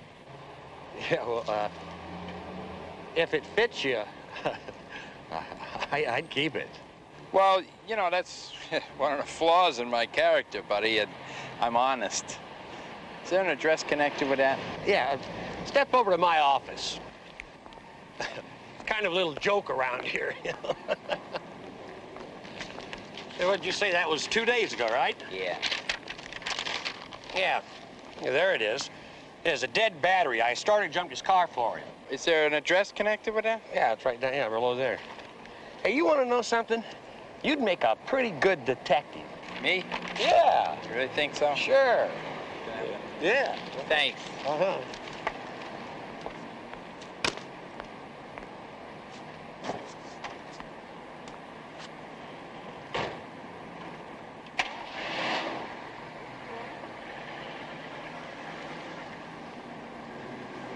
Barnaby, I'm sure that hairdresser is in touch with Ursula. Of course, she wouldn't tell me anything, but from what she did say, I think that Gannis was probably there. I just hope the number she dialed belonged to Ursula. You get it, Betty? Oh, Lieutenant Biddle is not too thrilled about giving us addresses for unlisted telephone numbers, but there it is. Well, that's probably it. Come on, let's go. Wait. In exchange for that address, Lieutenant Biddle would like to know the whereabouts of Wally Gannis. His ballistic reports show that the bullet that killed Fallon came from the same gun that shot Wally in the park. Well, that's good news. At least we know Wally didn't kill Fallon. Well, Lieutenant Biddle wasn't bubbling over about it. Boiling was more to the point. He thinks that Wally filed a false report about the mugger. Well, since we don't hear from Wally, except when he wants something, he's not hanging around. He may be way ahead of us. Well, if he shows up, I'll tie him to a chair. Okay.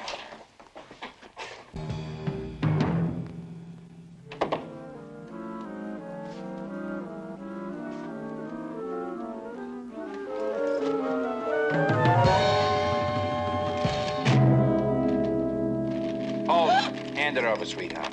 Who are you? Never mind that. Yeah, but... Oh, no, listen, I gotta have it. They'll kill me. Hey, look, I don't want to have to hurt you. Oh, here, money. I have this money. They gave it to me. What's this? Hey, look. I'm just trying to help you. It's not you they're after. It's the package. Why do you think Kirkland hired me in the first place to find you? Mr. Kirkland? Yeah, right. Now, look. You give me the package, I'll worry about them, and your troubles are over, Ursula.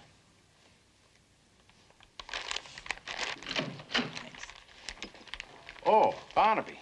Just in time, it seems. Hey, wait a minute! Wowee, would you look at that? Mighty handsome. If Mr. Kirkland denies ownership, I'm sure the police will be glad to find the rightful owner. No way. No way. Now, come on, Wally. Let's get serious. I'm dead serious about this, Barnaby. I found it. It's mine. You can't do that. You couldn't get out of town with this. Don't make book on that, Barnaby. Now, look, be a pal, will you? Just close your eyes. When you open them, I'll be long gone. I can't do that. Oh, give me a break, old friend. Look at me. I've been hustling and scrounging around all my life and coming up empty. I've been waiting a long time for this ticket, Barnaby. It's a one-way ticket, so turn it back. Wally, you asked me for help. Yeah. Maybe that was your first mistake, because I'm not going to help make you a thief. You're going to have to shoot me to get out of this room. Don't make me do that. Barnaby, I don't want to do that. How far do you think you can get with that? Somebody will kill you for it before you can sell it. You won't even find out what it really is. Yeah, but... It's the Medici dagger. Drop the piece, my man. Huh? Let go of it. Actually, it once belonged to the museum in Milan. It was stolen in World War II. Thought to be permanently lost. Beautiful, isn't it? And that's why your boss, Mr. Kirkland, ordered you to kill for it. I see you two are still a bit confused, but it doesn't matter. You see, even if you know, you don't really know. This is one of those lovely, negotiable treasures that doesn't really exist. Worth a fortune, yet no one dares admit ownership of it. And so you're going to take it for yourself, aren't you? That's right. The years I put in night and day for that miser. Never a reward, not so much as a thank you. When this precious trinket was stolen, I suddenly saw the gates to opportunity open before me. Since the esteemed Mr. Kirkland must deny owning it, it obviously belongs to whomever has possession of it, which at the moment seems to be me. That's a dangerous piece of merchandise, Mr. Harmon. It already has blood on it. Barnaby, listen, we may as well admit it. We've been had. Been set up like suckers and played for pure patsies. Mr. Harlan, you may as well have all the chips. I don't want anything to do with you or your money. Hold it! That's enough. I didn't know you guys had company. Barnaby and I entertain like this all the time. Barnaby, look at this. Got shot again.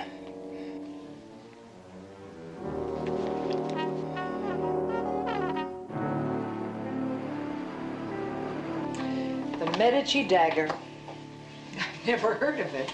Yeah, well, after the first 20 years behind bars, Harmon and his hired gun are gonna wish they never heard of it. I suppose by now, J. Latimer Kirkland is spending his late cocktail hour trying to explain to Lieutenant Biddle how he happens to have this national treasure.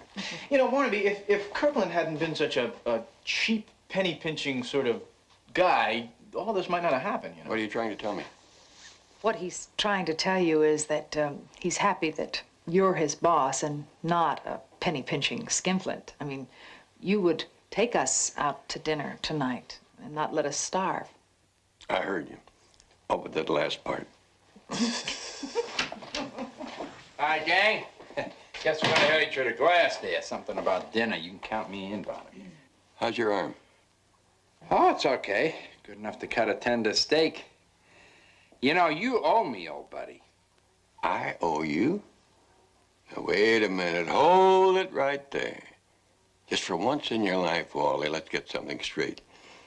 By what convoluted misapplication of logic do you figure that I owe you? Well, sure. Now, look, if you hadn't stuck your nose into my case and messed everything up, I'd be out in the street right now with my $300 fee in my pocket. What's the use? I'll buy.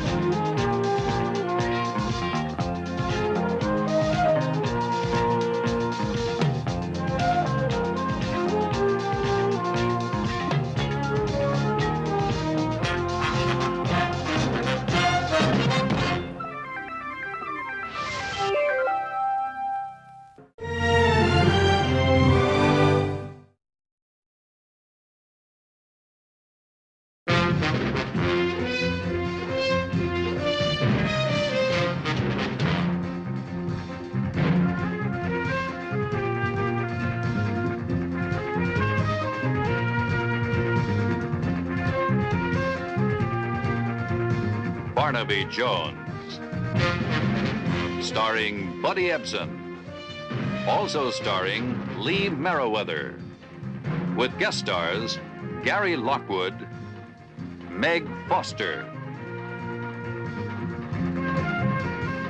Tonight's episode, Blueprint for a Caper.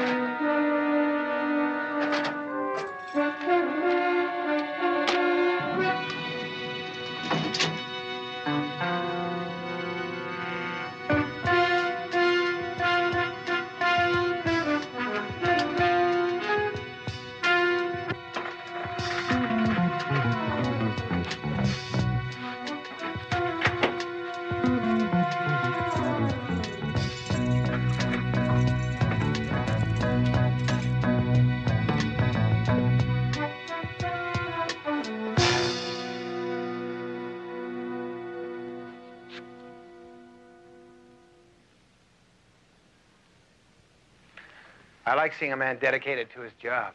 What are you doing here? I told you never to come anywhere near this place. Come on, take it easy. No one saw me. I just want to make sure you got the plans. I told you I'd get them tonight. That's what I like about you, Clete. Dependable. Like death and taxes. I wish I could say the same about you. Your undisciplined antics are going to ruin everything for us one day. Okay. I just got over anxious. I'm sorry. Look, I haven't got time. Who told you? What? You haven't got time.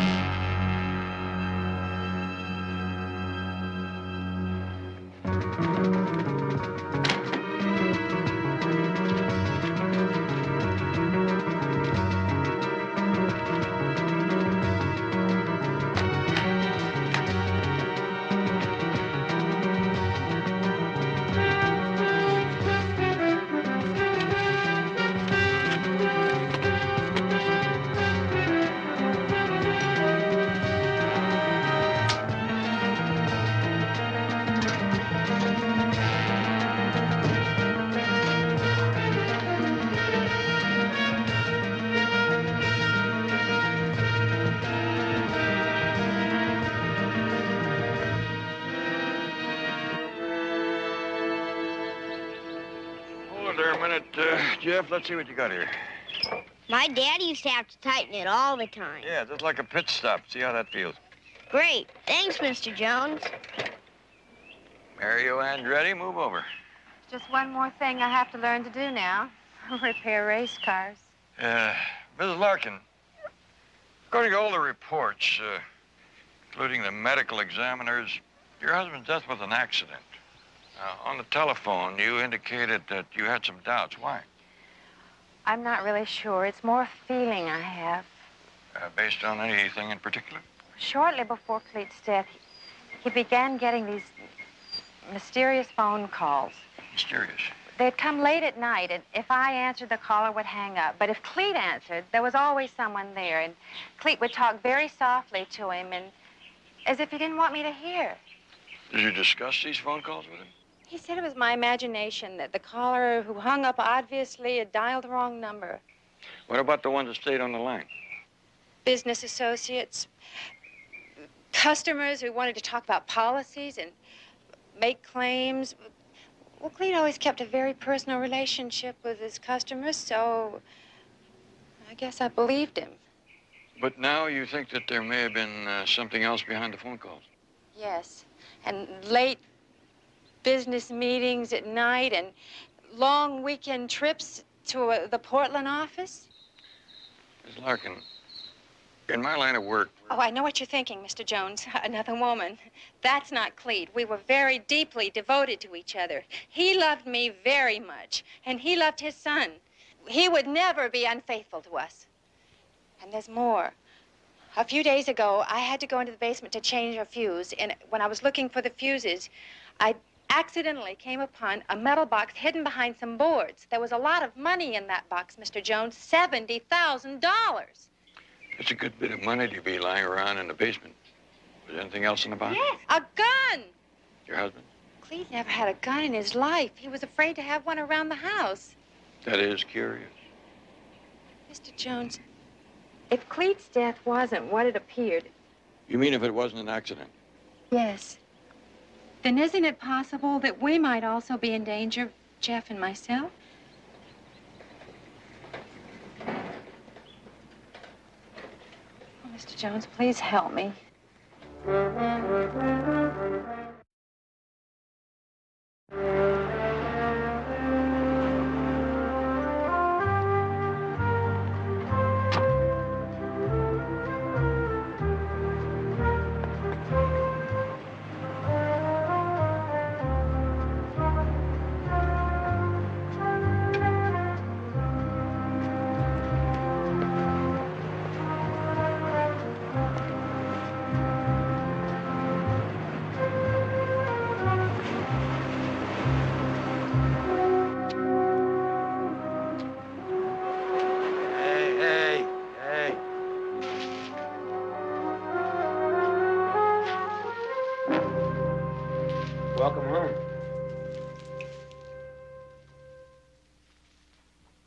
I missed you, Gina.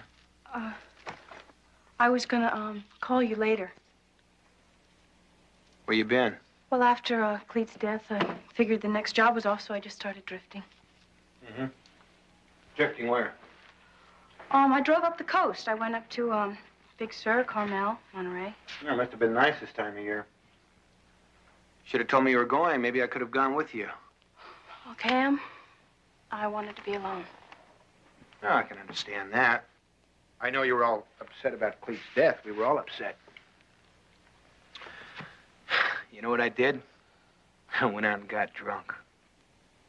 Gina, I really laid one on in Cleet's memory. And I know you had a lot more memories of Cleet than I did. Isn't that right, baby? Cam, please. Ah, look, I don't blame you. And what's a pretty girl to do with her boyfriend in prison? She's got to find someone to take care of her. Cleet was there. He was like family, so you turned to him. How could you know I'd get out on a technicality? I mean, I might have been inside another 5 years. Gina, I liked Cleet. He was a good man. But he's gone now. And I'm back here. And it's just you and me again.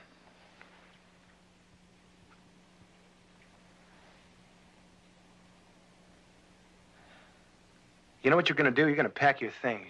You're gonna move in with me. Cam. I'm not asking you. I'm telling you, lady. Cam, I've been doing a lot of thinking. See, that's why I went away. I want out. Now, if you really love me, let me go. You're staying with me. We're gonna get things right between us again, baby. When I kiss you, baby, you're gonna feel it all the way down to your toes, the way you used to. You remember that, Gina? Do you? Yeah. Cam, look at it. It's just no good anymore. It's not there. Well, you better work at it. You hear me, baby? You better work at it real hard. We've got to start planning that next job. Better start packing. What job? The one we started working on last week when I got out. Yeah, but we don't have the plans. I mean, Cleet was supposed to get them for us the night he had his accident. Well, he got them. Only I have them now. Well, how could you? You didn't meet with him. He never left the building. No. Oh, no, it wasn't an accident. You were there. It was right.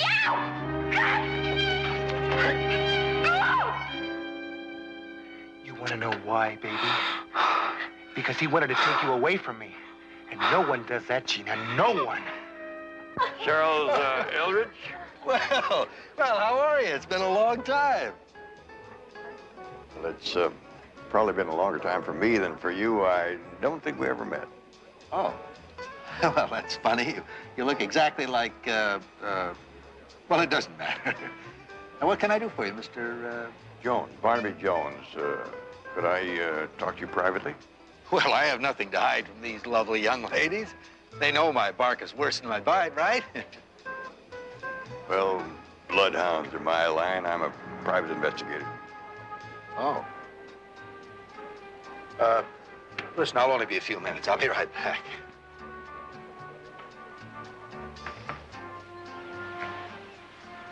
Well, what did you want to talk to me about? I understand you're a very close friend of Cleet Larkin. That's right. We worked together almost 10 years. Could you answer some questions for me? What sort of questions? Well, Larkin's wife told me that just about the time of his death, he'd been spending quite a bit of time in the Portland office. You know anything about that? No, I wouldn't know anything about that. You see, we handle different accounts. Well, having worked for California Meridian myself, I know there is no Portland office. It's just something that the founder of the firm invented when he wanted to get away from his wife for a while. And like anything that serves a practical purpose, it outlived its inventor. Look, Mr. Jones, Cleet Larkin loved his wife and son. Now, all right, maybe he strayed a little bit now and then, but he was very discreet about it. He's dead. Why don't we just let his personal life rest with him? I'd like to. But locked up somewhere in his personal life may be the key to why he died. If he loved his wife and child, as you say, I'm sure he wouldn't want any harm to come to him. Harm? Yes. Larkin's death may not have been an accident, and if that's true, then his family might be in danger. You may be able to help. What do you want to know? Was Larkin straying with anyone at the time of his death? Well, there was a certain young lady, I believe. I never saw her, but I heard Cleet talk to her on the phone a few times on his private line. You can usually tell when it isn't business. You happen to recall her name? Gina. That's all he ever called her. You know where they went? Restaurants, clubs, places like that? I told you he was very discreet, Mr. Jones. I have no idea where they went. Now, wait. There was something that might be of help, though. What's that? Well, Cleet was a romantic. He used to send her flowers all the time. From any particular flower shop? Yes. Aphrodite's. It's a few blocks from the office. Thanks. Well, you're late. Well, it took me a little longer to find the right kind of truck I needed. What were you looking for? Inside some bar? Hey, now, wait a minute. I swear to you, I didn't even take one drink, honest. What were you doing with it? Using it for aftershave lotion? I can smell it all over you. All right, so here to drink. What's the big deal? I'll tell you what's a big deal. I'm not going to blow the biggest job we've ever pulled. We make one mistake when we've had it, understand? I'm running things around here again, so it's going to be my way. You got it? We did pretty good without you, Cam. What does that mean? I said, what does that mean? I mean, we didn't exactly starve to death while you were inside. I'm going to let you in on a little secret, Starrett. I'm not inside anymore. I'm out. And as long as I am, I'll decide the way things are going to be around here. Make any complaints about that? I didn't say I had any complaints. Good. But when you do, speak up, Starrett. It's the only way to get ahead in life. Okay, Holland, show me this truck. Come on. Yeah, okay.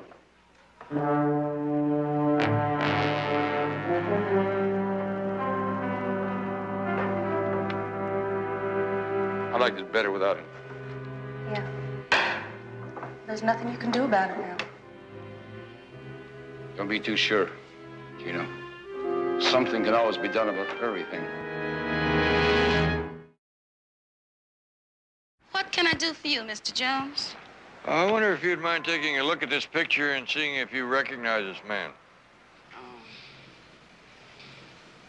Oh, yeah, he's a customer of ours, but I don't know his name. He comes in about once every other week, I guess. Sends a dozen long-stem roses to a lady in Venice. You wouldn't have that lady's name and address tucked away somewhere, would you? Man's dead. Information could answer some questions about how he died. I'll have to look in our delivery records. It won't take long. I'm Emil Van Dorian. I may just have what you're looking for in our private showroom. If you'd follow me.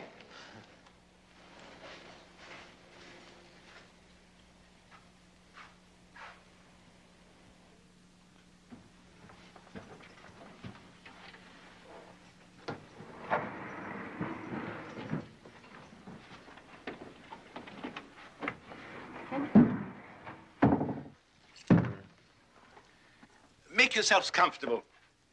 I call this the back room. Actually, it's a name given to it by the Countess d'Avignon. Perhaps you've heard of her? Well, who hasn't? I mean, her name is mentioned in all the columns, isn't it? A lovely woman.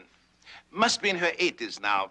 She spends most of her time in the south of France. But whenever she's in town, she always comes to visit the derrière chambre, as she calls it. Funny. Now, was there anything in particular that you had in mind? Well, just something in good taste. You see, actually, it's for my wife's birthday, Mr. Van Dorian, and I wouldn't want to buy her anything, well, she might be disappointed in. I understand. Un moment.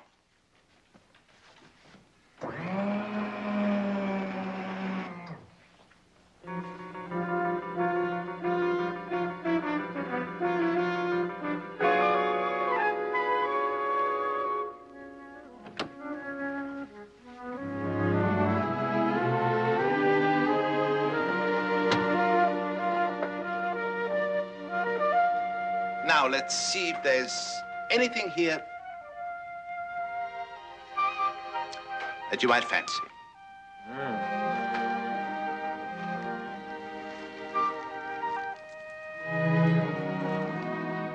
You like it, darling? It's exquisite. An excellent choice. Well, it's all settled then. Actually, Mr. Van Dorian, my wife's birthday isn't for another month yet. I'll send you a check the latter part of next week. It's priced at $75,000. Whatever my baby wants. I'll put it away for you, Mr. Alexander. Timothy Alexander. Thank you, Mr. Alexander. Mrs. Alexander. It is a pleasure serving you.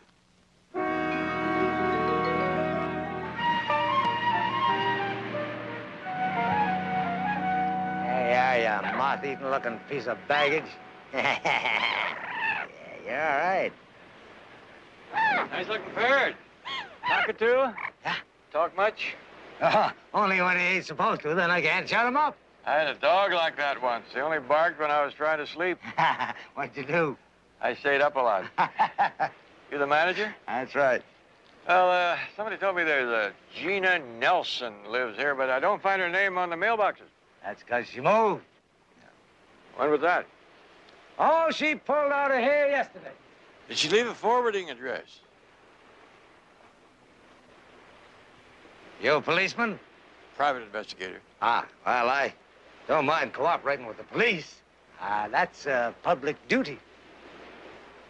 Couldn't you make this a private one? Well, I don't mind that either. But she didn't leave a forwarding address, at least not with me. Ever see this man before?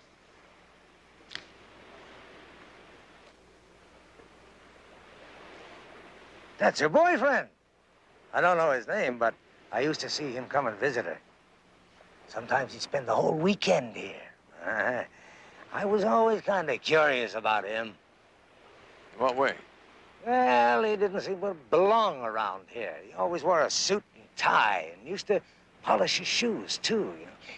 Tell you the truth, I always kind of had the feeling he was married, you know? Anyway, he seemed like a nice enough fella. At least a lot nicer than his friends. Who were they? A couple of real punks. They used to visit him, about once a week. I remember they were making a whole lot of noise one night.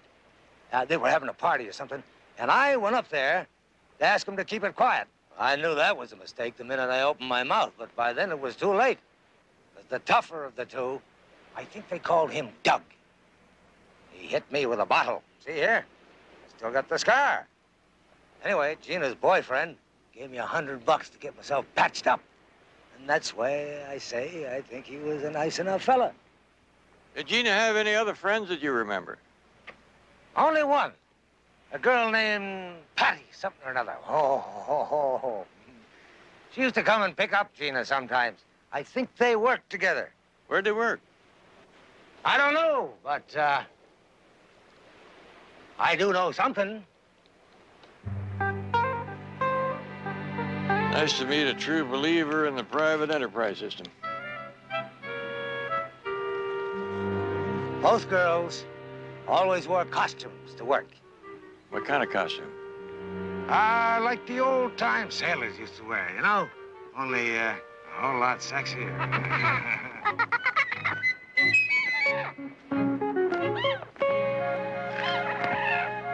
Sounds like he agrees with you.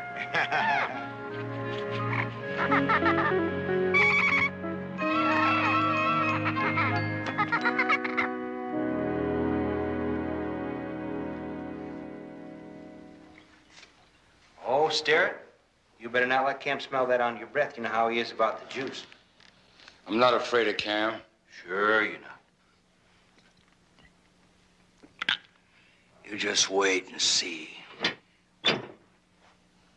Buddy, I'm all eyes. Hey, you're a real fine artist, fella. What's the matter with him? Nothing. Well, sure there is. Come on, get it off your chest, Derek. Make you feel better. Well? It's about the split, Cam. What about it? When you were gone, we divided everything up equally. We liked that system. And that's the way we're going to keep doing it. If that's all it is, I mean, hey, come on. In all the years we worked together, didn't I treat you fair? Just so you know, that's how it's going to be. I know how it's going to be. Exactly the way it was. 50% for me and you three split up the rest. You got it, buddy? Not anymore, Cam. Not this time. Oh, really?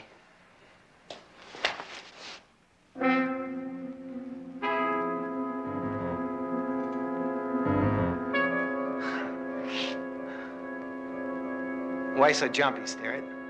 You're calling the shots. You're running the show now. Why be so jumpy? What do you think, Holland? We got a new boss now. Jumpy Doug Starrett. Funny, isn't it? Don't you think it's funny, Holland? How about you, Starrett? You think it's funny? Because I'll tell you, Jumpy Doug Starrett, it's about the funniest thing I've ever heard.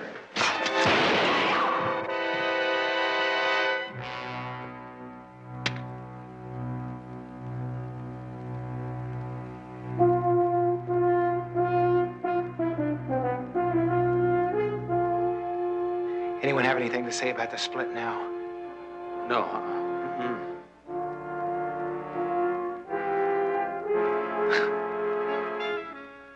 Okay. Now let's get rid of her. Come on.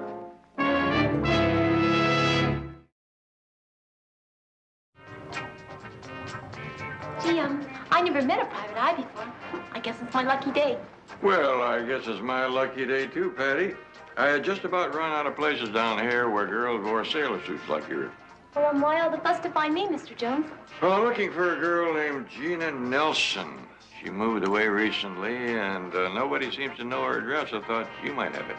Well, what's it all about? Oh, it's insurance business. Oh, well, we're really not good friends. But she did call me last night to tell me she moved. I was going to call her back, but I didn't get a chance. Oh, here it is. But all I have is her phone number. Well, that will do splendidly. Very nice-looking bracelet you're wearing. You like it? Yes. Jenny gave it to me. Well, what do you know about that? She said it was to pay me back for all the rides I give her. She only worked for one of the regular girls who were off, so I really didn't do all that much. To tell you the truth, I really don't like it. I think it's a little old for me. You know, you may be right. I've got a daughter-in-law that would just love a bracelet like that. Would you consider selling it? Daughter-in-law? Yeah. True. Same last name and everything. Oh, you don't have to prove anything to me. What'd you say to $25? I'd say that, you just bought yourself a bracelet. Well, thank you. Oh, you're welcome. And I hope your daughter-in-law likes it. She's also my secretary. Oh, they usually are.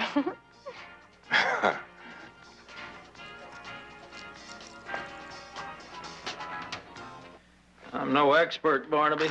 That looks like pure jade to me. That's what I thought. That's what got me to wondering where Gina Nelson got it. Is there a number on the inside of that clasp? 16389. Oh, yeah, here it is. It's one of the pieces taken from the burglary of Lou's jewelry store in Chinatown. When? 2 months ago. How much do you have to pay for that? $25. If it's any consolation to you, you got it for a good price. Thanks, Lieutenant. Biddle. Oh, yeah, sure. It's for you. Yeah. Barnaby, I have an address to go with that phone number you gave me.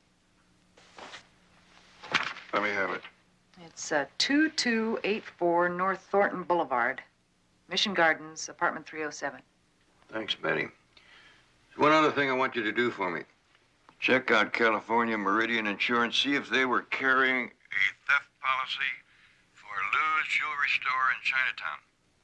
And if they were, check out any other burglaries that they paid off on in the last 6 months. All right. I've got it.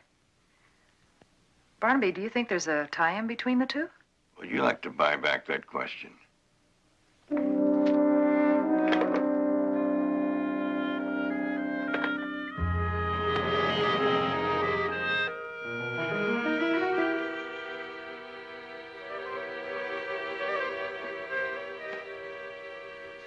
Hey, baby.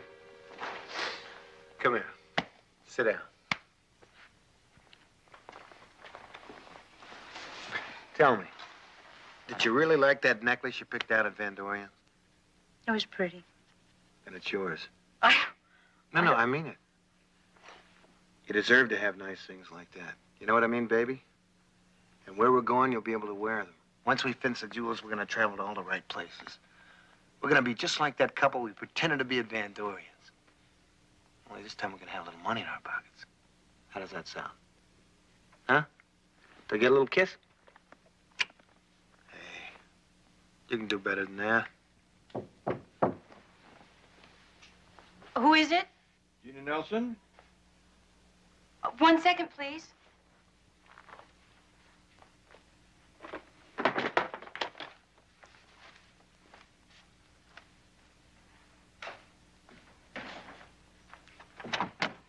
Miss Nelson? Yes.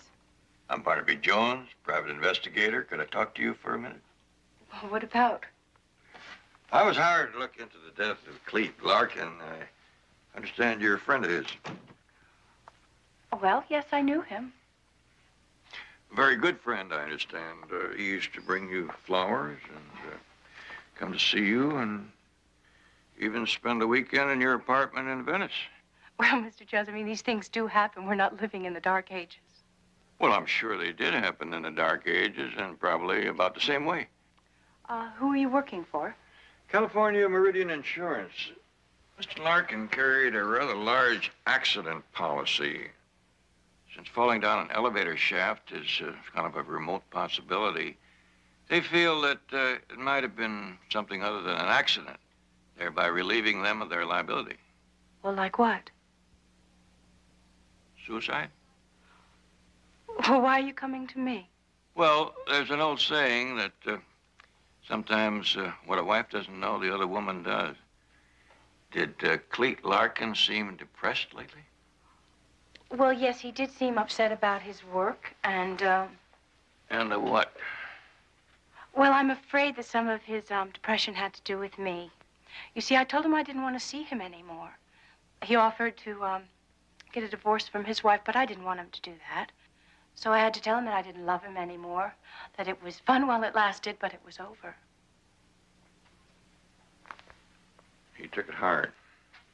Yes, but I don't think that Clete would take his own life.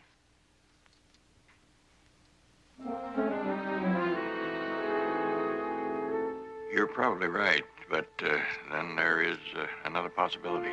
Well, what's that? Murder. You wouldn't know of anyone who wanted to kill him, would you? No. No, of course not. I didn't think you would. Well, thank you for your time.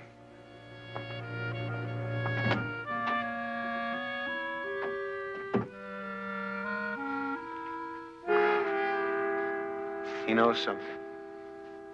Finish packing.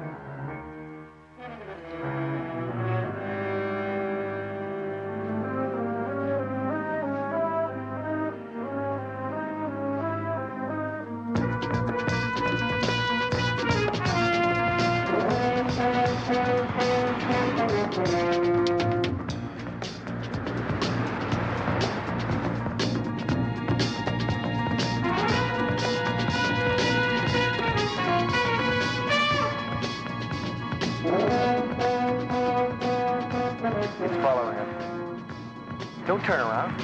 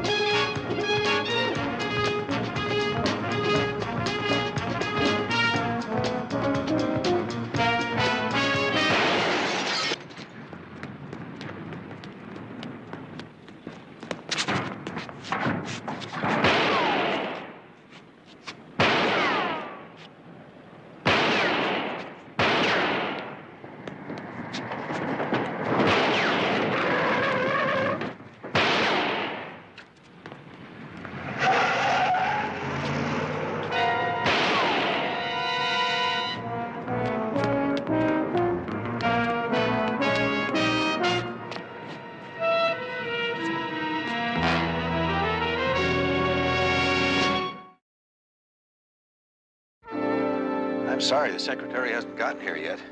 Ought to get through this a lot faster. Well, Betty's eyes are pretty sharp. Sometimes it's easier to see the twigs and leaves in someone else's nest. I'm not sure that's a compliment, but I have found something. Lou's jewelry store was among the California Meridian policyholders. Is that supposed to mean something? Could mean a lot. Did Cleet Larkin have access to the details of the security diagrams of Lou's jewelry? Oh, sure. All the security diagrams are filed here. But I still don't get it. Larkin's girlfriend had a jade bracelet that was part of the burglary loot. It could mean that she was part of the gang that did it. What about the other clients that were hit in the last 6 months? Let's see, there was Maxwell Liquors, over $200,000. They have a tight security? As a matter of fact, they had just installed all the latest security equipment. The thieves neutralized the entire system. It would require an electronic genius or somebody selling inside information. Oh, I get it. You're saying it was Cleet? That would explain the hidden cash that Mrs. Larkin found. It wouldn't explain why Gina and her boyfriend are still hanging around town. I thought the manager at the Mission Gardens said they checked out. Yes, he did. While they were paying their bill, he overheard Gina on the telephone. He didn't hear it all, but it sounded as if she were making a plane reservation for Sunday night. That's tonight. If I were in their shoes, I wouldn't have stayed around for sunrise this morning. Unless you had another security diagram you wanted to cash in on. You think they're planning another robbery? It's Sunday. Most stores are as deserted as they are at night. Since they can bypass their alarm system, I'd say they would have a pretty good shot at it. Well, a lot better than any chance we'll have of picking their target out of all these files. Well, we're gonna try. What time Miss Dolan say she was coming in? Oh, any minute now.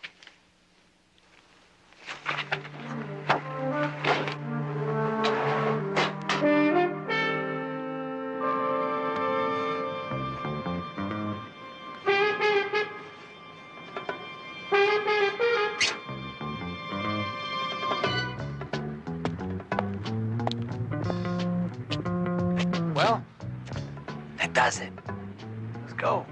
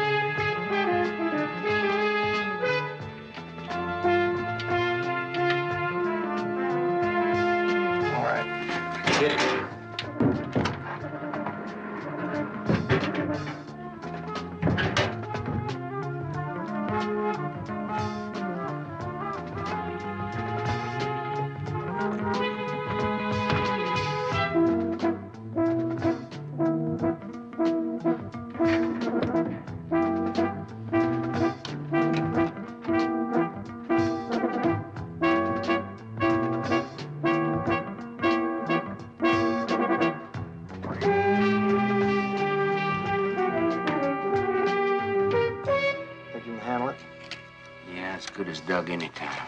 Just remember, we haven't got all day. Come to think of it, I did see Mr. Larkin going through one of the files the evening of his accident. I remember I came in to say goodnight and asked him if I could help him find anything. What did he say? He shut the drawer, said he found what he was looking for, then he went back into the office. I figured he was checking on a date or something because he didn't pull any of the files. Miss Dolan, you happen to recall which drawer it was? Yes, I'm sure I do. This one.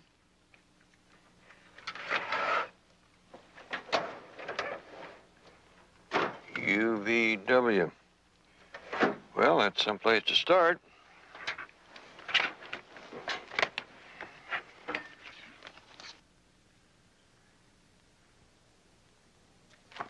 What's taking so long? I'm almost finished. Doug would have had it done by now. Well, you should have thought of that when you killed him. All I have to do is set this cap. It's payday. Oh, I hate to admit it, but they are beginning to look exactly alike to me. Well, here's one that doesn't look like any of the others. How so? Well, in the first place, the pages aren't in sequence, and the schematic drawing of the alarm system is upside down. This is the first file I've seen this way. Is this normal, Mrs. Dolan? Very unusual. Mr. Jones, an insurance policy is a legal document. We're very careful the way we handle them. Van Dorian Jewelry Company? Maybe just what we're looking for. Hang on to that. There's only a couple of blocks from here. I'll take a walk over there and look around. Call Lieutenant Biddle and tell him.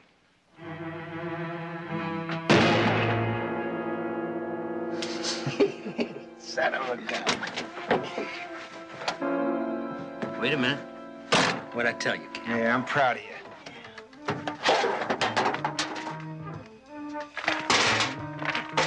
Man, would you look at all this beautiful stuff? Think of all the booze it'll buy, Holland. I was thinking more of the broads.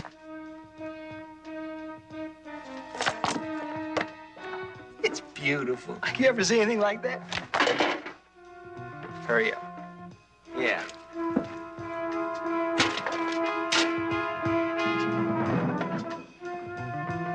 Gina.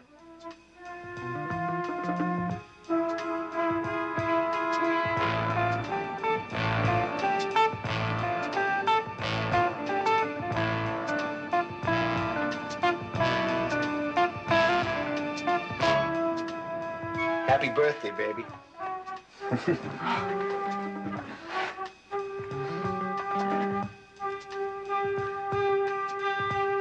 Now, doesn't that deserve a nice big kiss? Huh?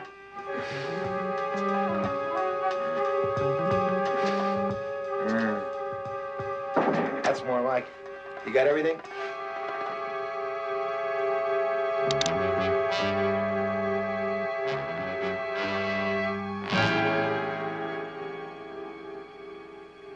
What's this all about? Doug didn't like the way you dividing things up. You remember, Cam?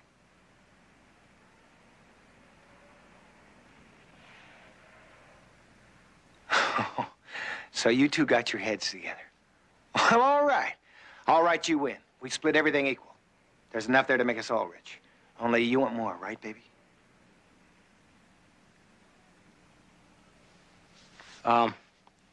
This time we're taking it all. Is that the way you feel? You don't understand, do you? You killed Clete. I loved him. Come on. Come on, we're partners. We can work out something. A brand new shuffle. It's too late. No matter what we worked out now, you know you'd come looking for us sooner or later, so then we'd be up the same creek as Clete and Doug. You just better get going. Come on. You ain't got the nerve for that. Try me. Come on.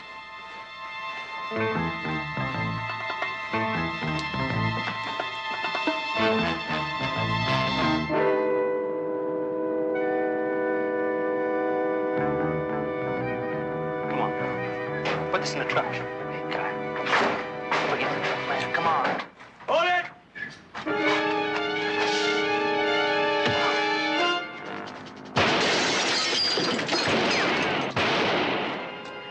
Jewelry is not worth dying for.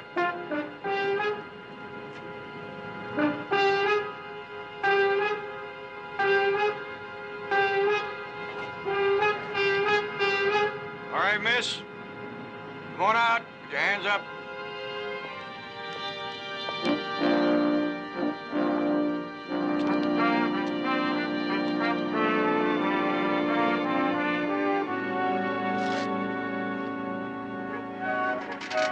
A little bird told me that you like racing. Is it a real one? Sure is. Try it on. Oh, is that handsome? Come on, I'll show you how fast I can go. Wait a minute, not too fast. Lot to be thankful for, Ms. Larkin. Beautiful day, fine young son. Those are no small blessings, Mr. Jones.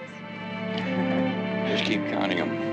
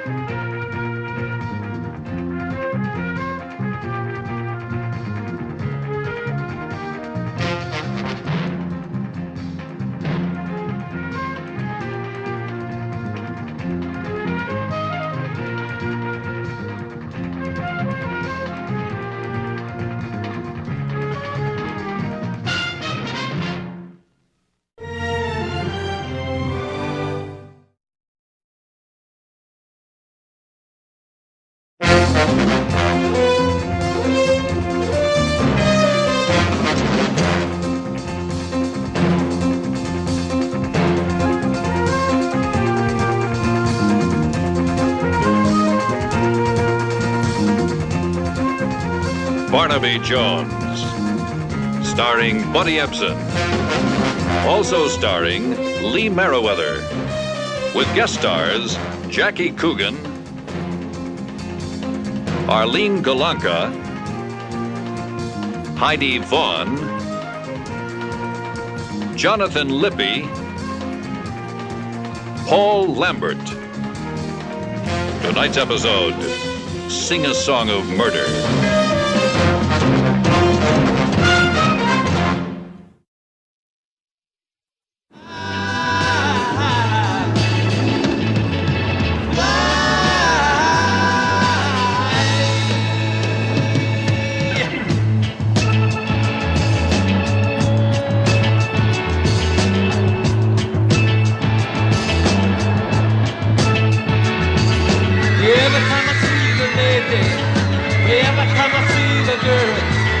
Every time I touch the woman, yeah, she take me all around the world. Every time I touch the lady, every time I touch the girl, every time I touch the woman, yeah, she take me all around the world. And I'm blind.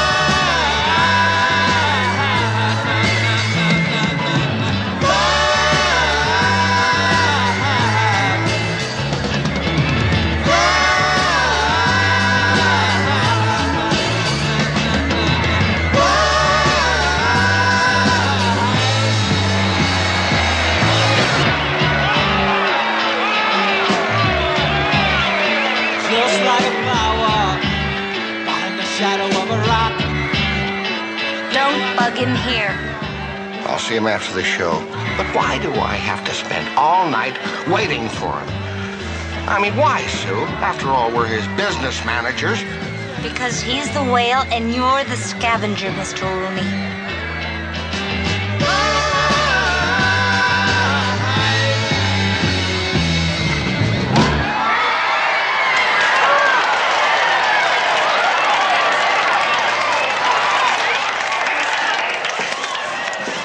Definite? Uh-huh. See you later. Much later. Lucky.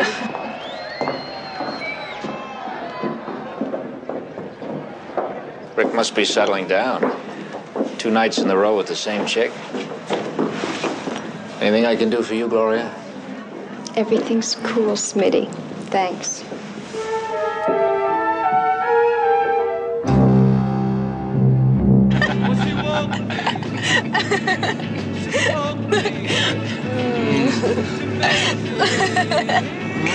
Oh, you're crazy, Rick. That's you.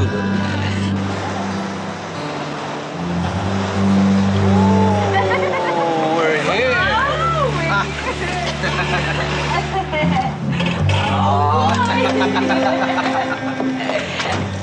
Hey, what's up? I want you. Okay, try and get it. You can't. You can't. Hey, come back with my pool.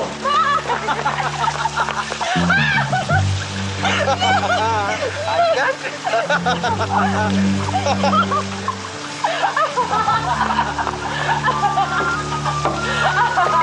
I'm begging you a fool.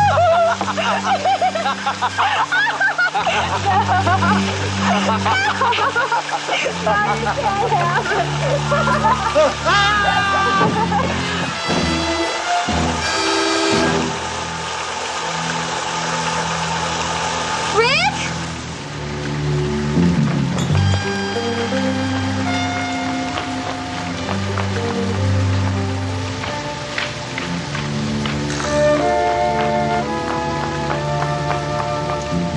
Rick? Stop it! Rick, please! Please!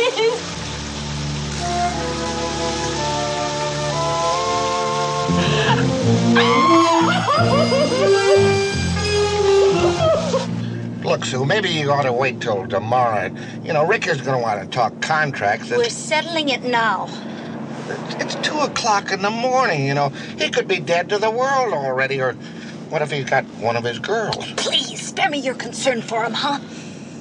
Show a little for us.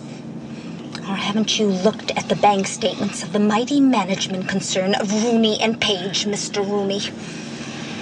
Now, Rick happens to be the only moneymaker we've got.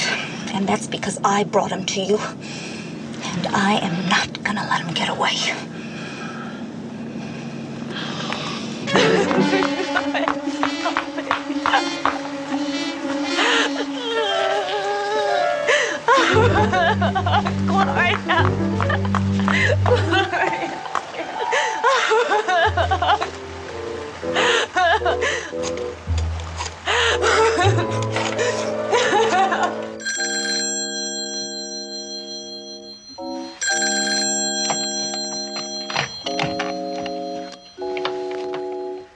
No?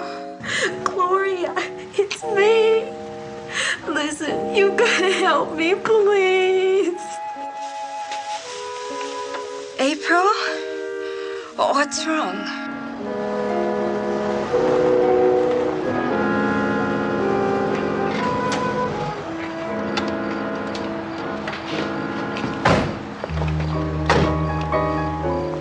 We were just playing, that's all. Just Rick and me.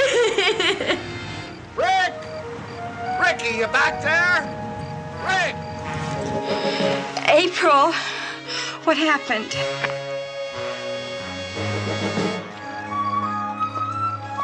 Rick! Where are you? Rick! Hey, Rick, where... Sue!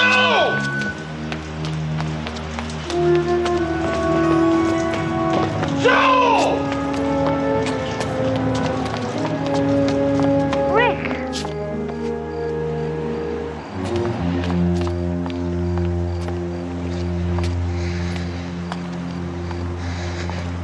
Don't look, Sue. He must have gone off the board and right onto his skull.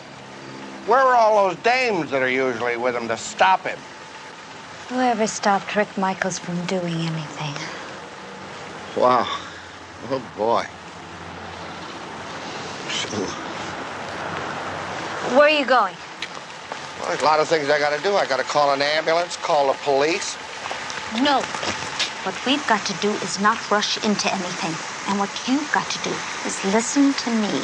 About what? The poor kid's dead. Nobody else knows that. Oh, you want a scoop for Variety or Rolling Stone, huh? Yeah, I can see the headline. Miss Sue Page announces that... There still could be money in him for us yet. I never heard of any lawyers paying commissions on dead superstars. Who else knows that? Think about it. What does Carl Ludwig lose if Rick can't finish that concert tour? How much does it cost Earl Sampson if they don't finish that album or cut the other two for this year? Now, look, honey. I know you can work miracles, but this is just a little beyond that. All right. Maybe Ludwig and Sampson lose $1 million. Maybe $2 million. Maybe $4 million. Who cares what they lose? They care. That's why they'll pay $500,000 for Rick. $500,000? To who? It's kidnappers. Kidnap? You mean kidnap the... Oh, You're crazy. Am I? All right, call the police. We wind up with nothing. On the other hand, if we get rid of the body, find a ransom note, call Samson and Ludwig, we make maybe $500,000. All right. If they pay the money, they'll expect to get Rick back. The kidnappers panicked. The body was never found.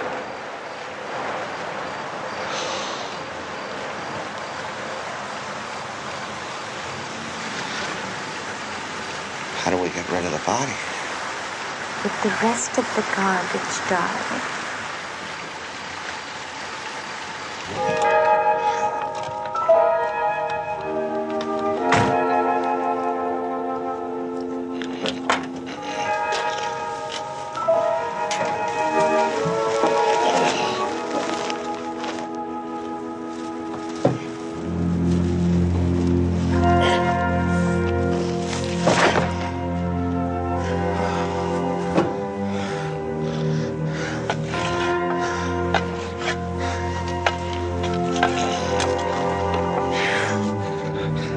This place smell like this? It smells like money.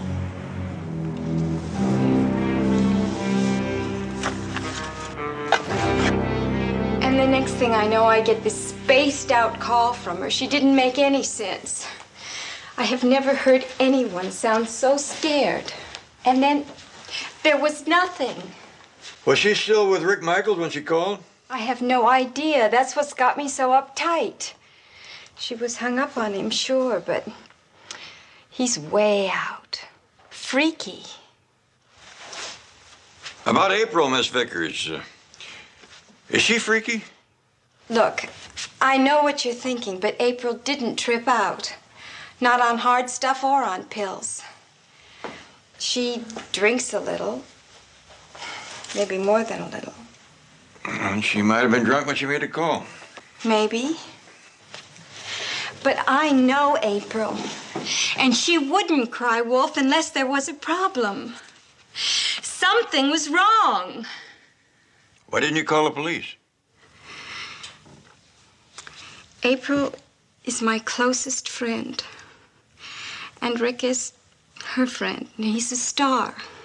I didn't want to cause bad publicity.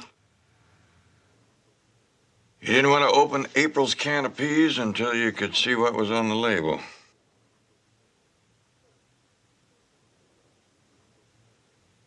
Look, I'm worried. I want somebody to find out what's happened to her. Miss April? Yes, I'll keep this if I may. please. You happen to have an address for this Rick Michaels? Yeah. That and the address of the unemployment office is something we never forget.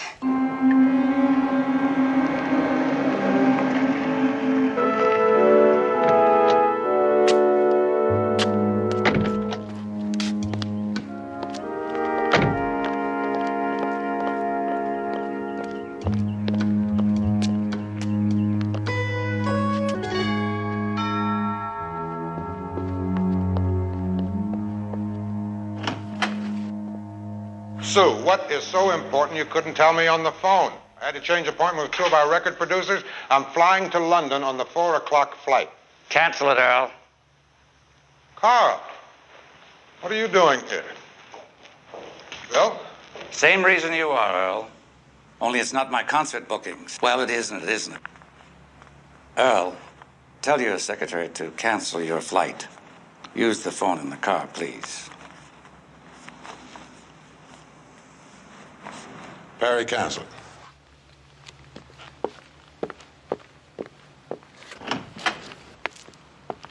All right, what's happened with Rick? He's been kidnapped, Earl. Kidnapped? Holy. Well, is he all right? Kidnapped? Now, are you sure it's not some joke? Yeah, Sue and I got over here about 10 o'clock this morning. From the top, Earl. Phil and I met at the office this morning at 9 o'clock as usual. Compared notes about the concert. Phil drove us over. We found that note. No sign of Rick anywhere. He hadn't even been to bed.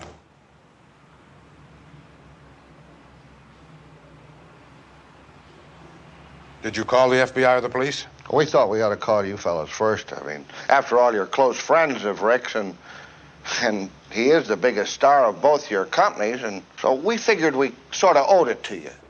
Well, I don't see what good it did, frankly, except waste time. The authorities know how to handle these things.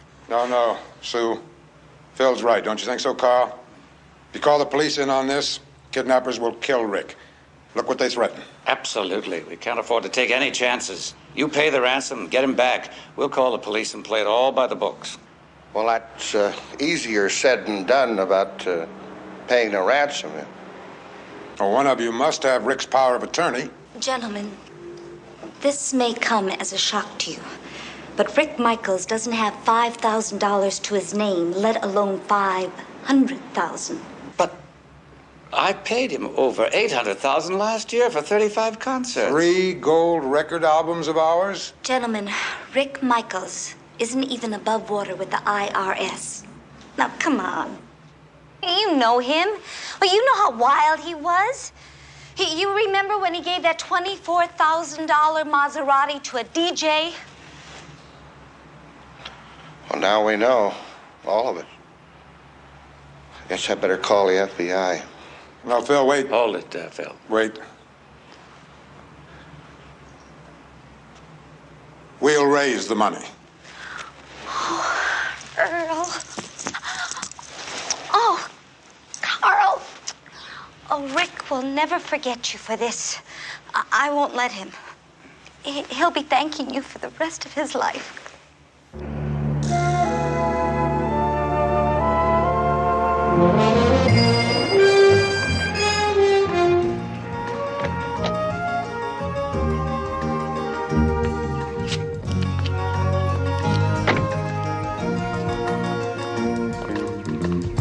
The important thing right now is getting him back as soon as possible. Now, that's the only thing.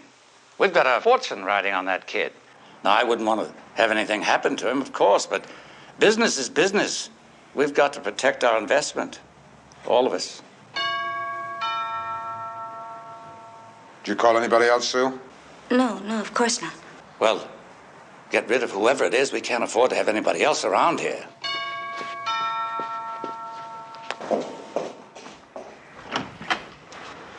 Good morning.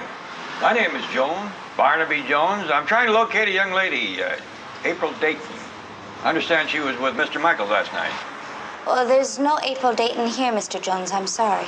Well, perhaps Mr. Michaels might know where she is or could tell me where I could find her. Could I see him? I'm sure Mr. Michaels doesn't keep track of every young girl he knows or of every groupie who says she knows him. Now, look, I'm very busy. Well, I'd appreciate it if I could ask him the question myself. He was with her last night. They started out the evening together. He's a very busy man, Mr. Jones. If you give me your card, I'm sure he'll call you if he can be of any help. Well, thank you, Miss... Ms. Page. I'm his manager. Thank you.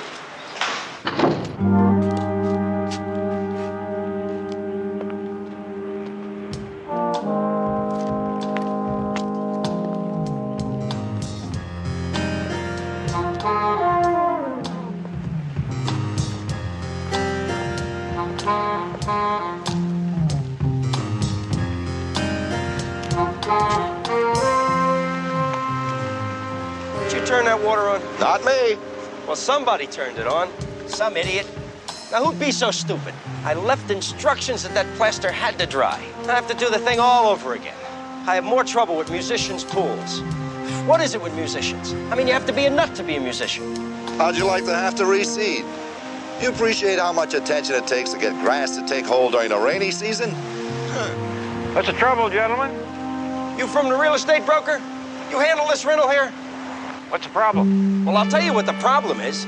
Some idiot turned on the water on the new resurfacing, and it's all completely shot. When did they turn it on? When, 6, 8 hours ago, judging by the rate of flow. 3 o'clock in the morning? Right. Rick Michaels, 3 o'clock in the morning. Yeah, and look at that. Those ruts, those footprints all over it. You'd think they could tell it was new earth. And those new plantings back by the fence all trampled. You know, people never stop to consider that plants are living things too.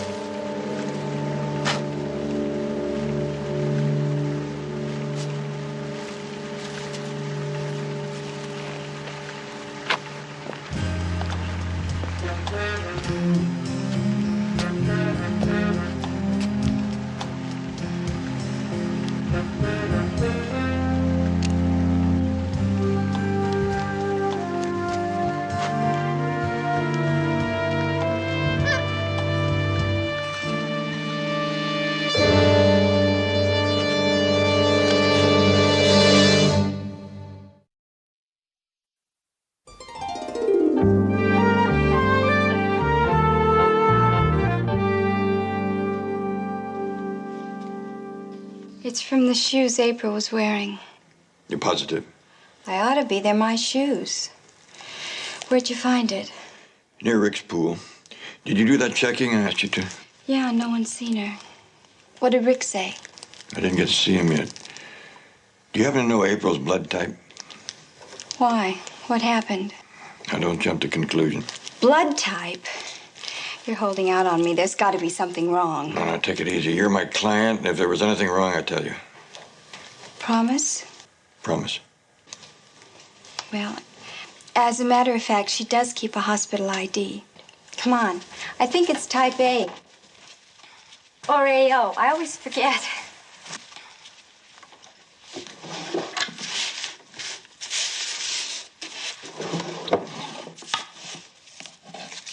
Here it is, Mr. Jones.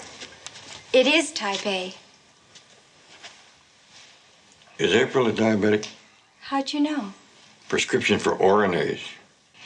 You know, if she doesn't take that medicine every day, she really gets sick.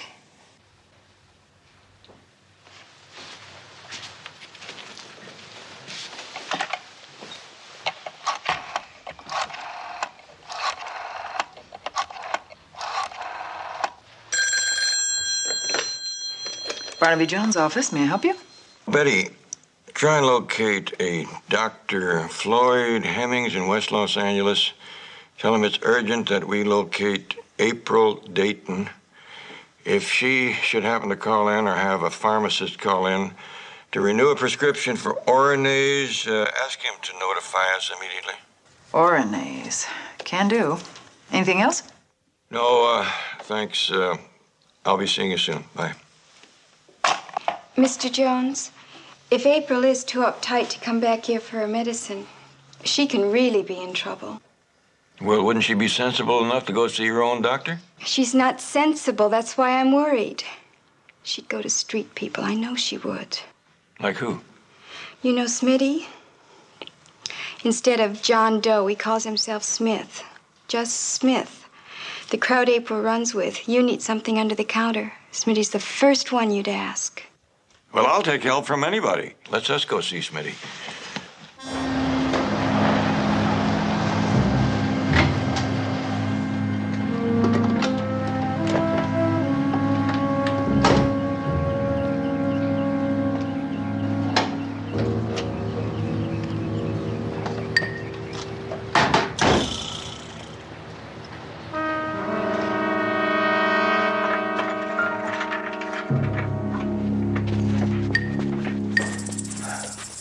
The other one is in the car. You sure they're exactly alike? They're twins. I got one for cash from a department store, and the other one on my credit card from that luggage shop in Beverly. Sure wish this thing was over. Philip, Now, in exactly 1/2 hour, we get our first instructions from the kidnappers. And then we make sure that Earl or Carl stick with me and watch me every step of the way.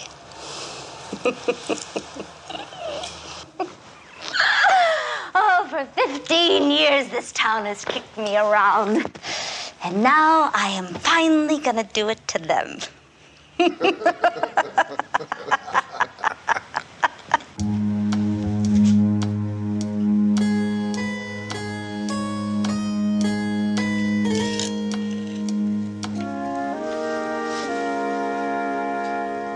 Rick Michaels' recording session's been temporarily postponed, no definite date. His one-nighter in Palo Alto on Wednesday's been canceled.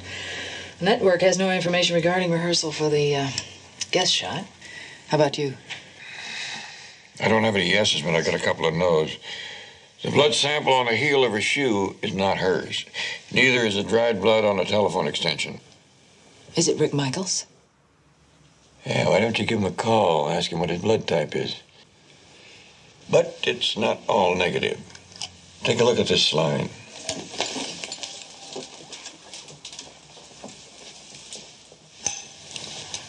Sparkly stuff. Mica? Yeah. Gunite, cement and plaster from the stuff that used to refinish his pool, the bottom of his pool. The sample came from her heel, too.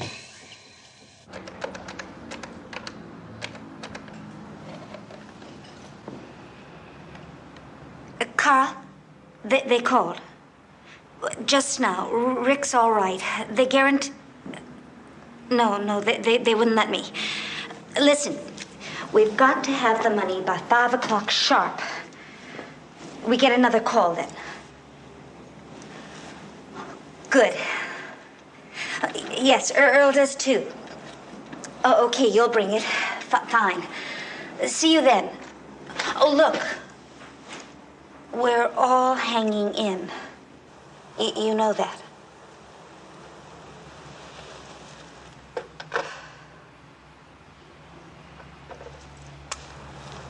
They've got it. All of it. Right on time. Glad you could make it, Mr. Jones. Well, Smitty said he could see us if we could make it by 5. Fine. Where's his office? Right here, he said.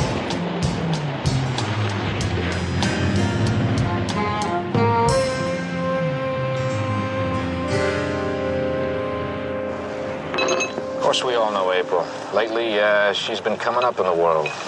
I don't know why she'd want to come to me.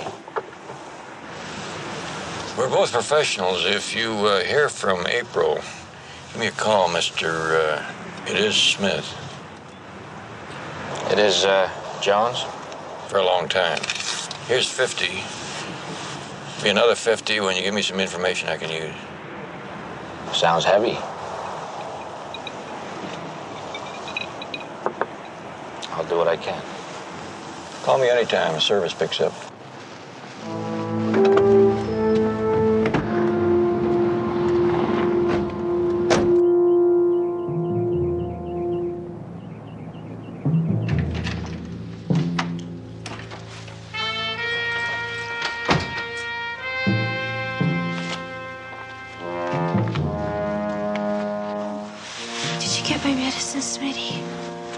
I promised, didn't I? Hey, April, I'm gonna take care of you. My place is yours. You're very important to me. Me? Why?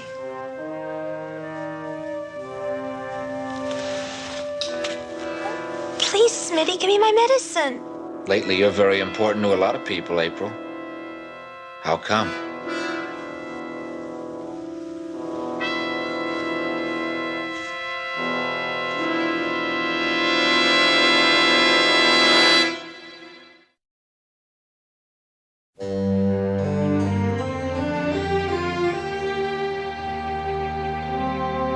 It'll work on the same instrument? Sure, we have 2 different numbers. I press the automatic dialer on the preset number, in this case our other line, and we've called ourselves.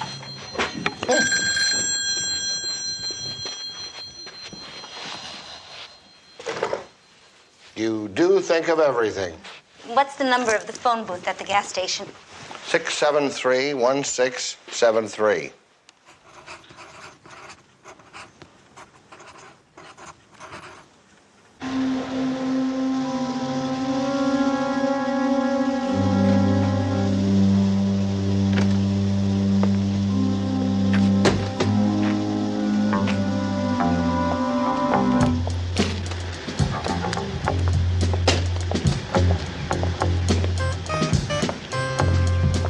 $4.20, $4.30, $4.40, $4.50, $4.60, $4.70, $4.80, $4.90, $500.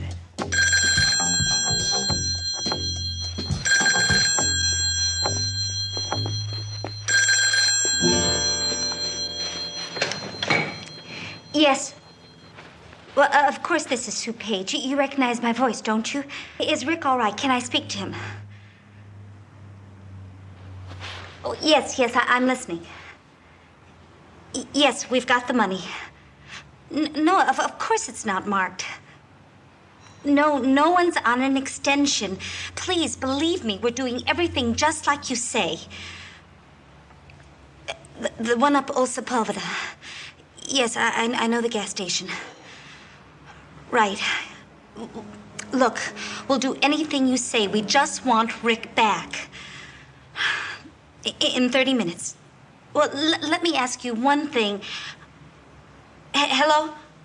Hello?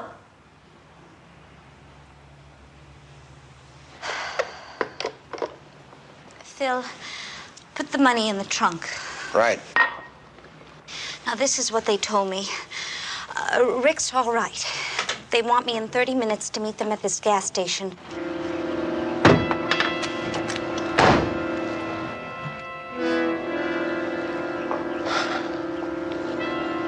It's right up to you, honey. Oh, I'm scared. Carl, Earl, somebody come with me. Do you think that'd be okay with... Well, nobody said not to. I'll go with you. Carl, you and Phil stay here by the phones, okay?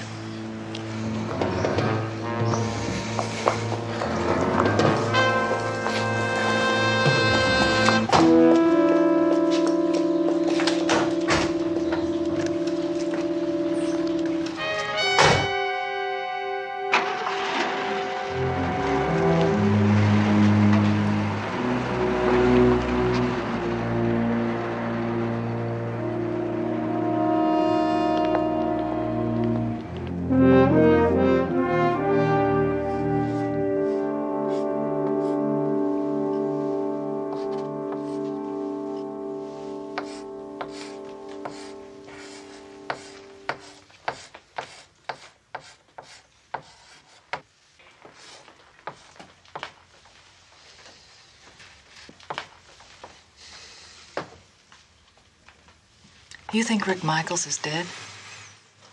I think somebody's dead. Michaels has certainly been out of circulation lately. No telling who's been up there. Somebody, probably a couple of somebodies from the looks of the ground. They moved a heavy load in a wheelbarrow, probably a body, from the pool area down to a car, probably. Well, maybe April isn't a victim. Maybe she's a criminal and she's running. Maybe. Where do Page and Rooney fit in? Very protective, very uptight, very uncooperative. I'll go out on a limb and suggest that they're guilty of something that they want to keep quiet. Well, if something happened to Michaels, wouldn't they want to find out the truth? Betty, the answers are just as tough, but the questions are getting better all the time.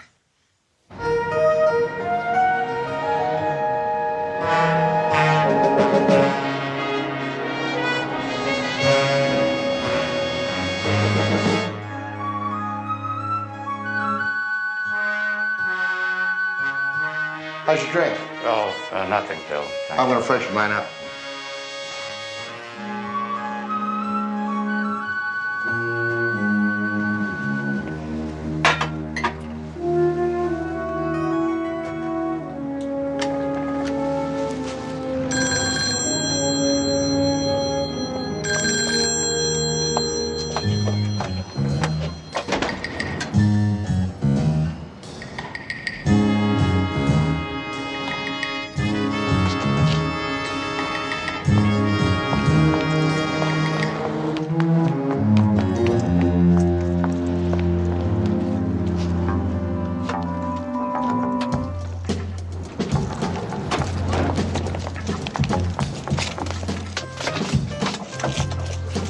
What'd they say?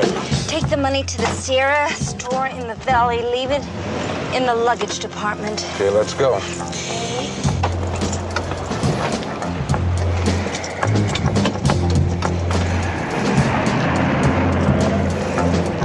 you've never taken a bus tour of Europe, then all the more reason for the double-reinforced lightweight two-suiter. It's sturdy, it's handsome, and it closes positively tight. And your hardware is guaranteed for 10 years. Come on. Look, there's a guy who looks like... Don't mouse it up. Now, I'd suggest an English heather tone for your husband and a lovely... This waiting is something else, I mean. What can any of us do? Carl, I'm busy. We've both blown our whole schedule. Yes, I suppose you're right. Sue, any hour of the night. You know I will. I'll be right at the phone. And thanks, Sue. All the thanks in the world. I'll never forget this.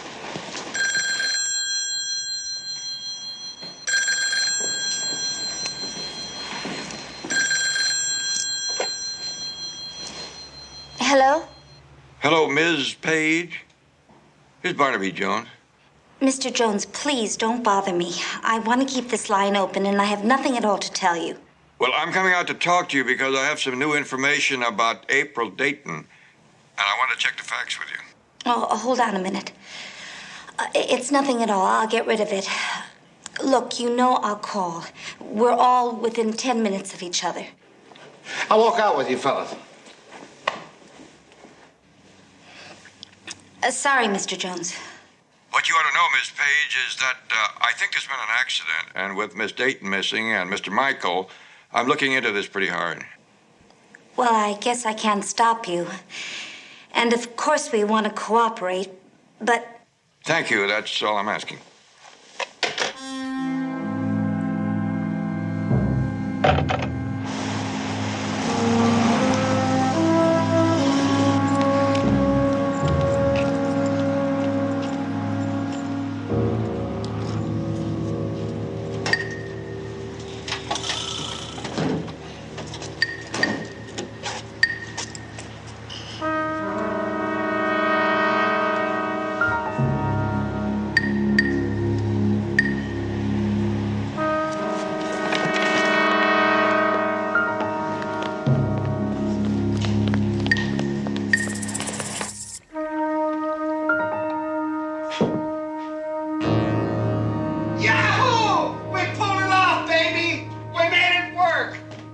Join in that little drink.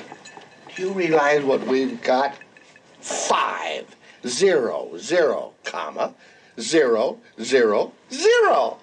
Put it in the closet. Yeah, you know what I'm gonna do? What don't I know? That Barnaby Jones wants to come out here and talk about April. Tell him to fall off. All we have to do is cool it. Go quietly crazy for Earl and Carl's benefit. Sweat out enough time for Rick really to be missing. And now that old idiot has to come and butt in. You really worried? Sue. Oh, of course I'm worried. I don't like surprises. What if that sex pot was here? What if she saw Rick take that dive? Oh, I'm going to pass the word along to those groupies. Smitty, anybody, find that girl. Why bother? Just for Jones? He thinks he's lost her. She just got found.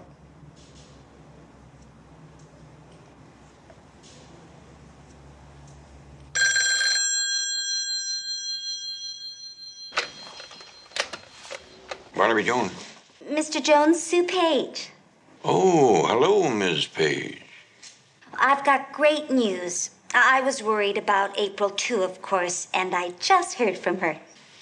Well, that's wonderful news. Where is she? Well, she's down at the Springs. She called because she was trying to get in touch with Rick about a date she won't be able to keep. She called from the racket club. But I'm not sure if she'd still be there. And she sounded just fine. Well, Miss Page, thanks for taking all this trouble to call me. I appreciate it. It's a big help. No trouble at all. Glad to. Bye. He's off our backs for a while.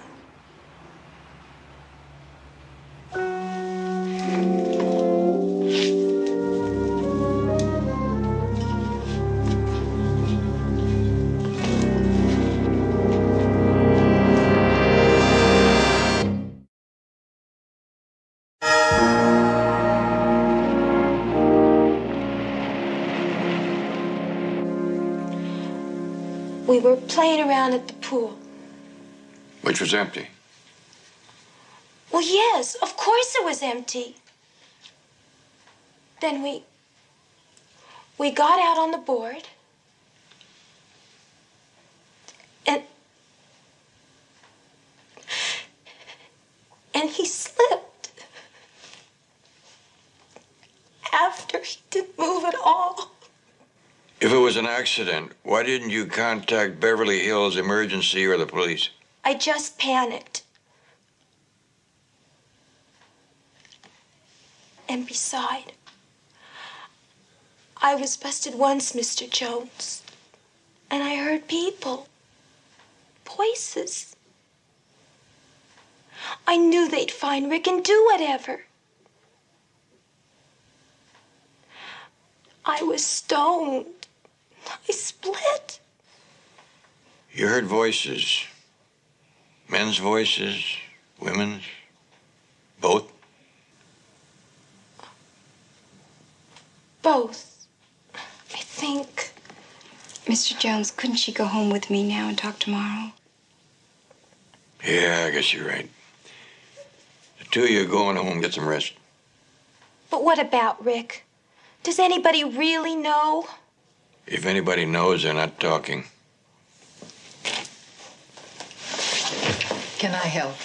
Thanks. No, we're parked in the garage. We're fine now. Thanks for everything. Come on.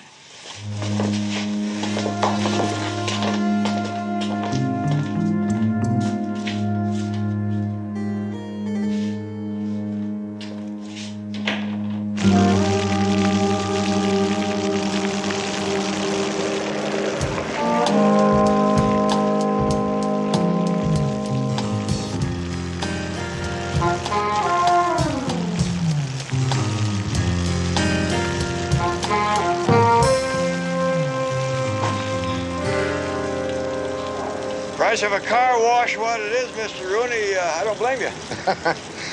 Well, you know the gag.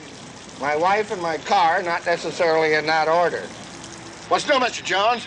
Well, I came out because I thought I must have gotten the message wrong about April Dayton. She certainly isn't anywhere in Palm Springs.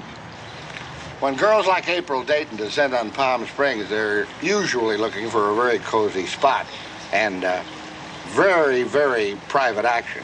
Nobody could find her if she didn't want to be. Hear anything from Mr. Michaels? Nada. Phil! Phone call. It's important. You better hurry. We'll let you know if we hear anything at all. You got room enough to turn around okay? All by myself, thanks. Later.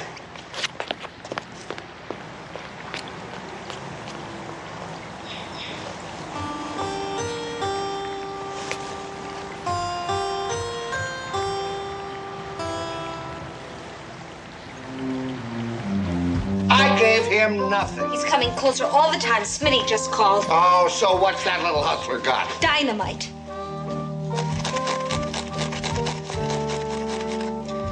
So there he was out in the hot sun doing everything all wrong. $100 Italian shoes, soaking wet. $400 silk suit, all spattered. He came up to me like I was a side dish of spinach that he hadn't ordered. I just had to see what was so important about getting his car clean. Oh, Betty, over there in that envelope, there are the scrapings from the tire treads. Would you separate them for me?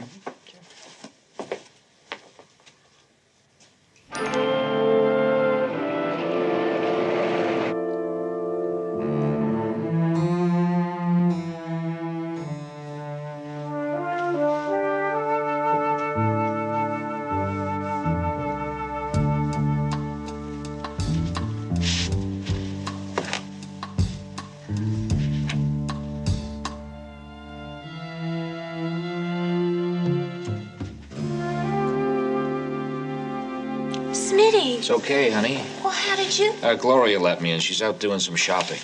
And I got the greatest news in the world for you. Rick? Oh, tell me, is it about Rick? He wants to see you right away.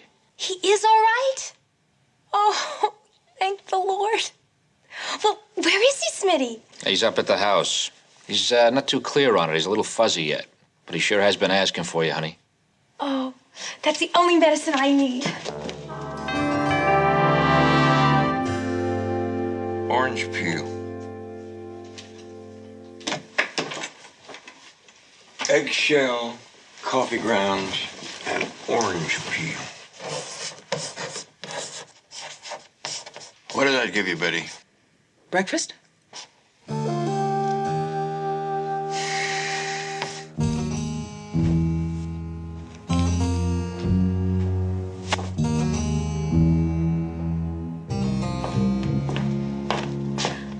I couldn't believe it when Smitty told me. Oh, Smitty had something to do. But how is Rick? At least he's conscious and all right.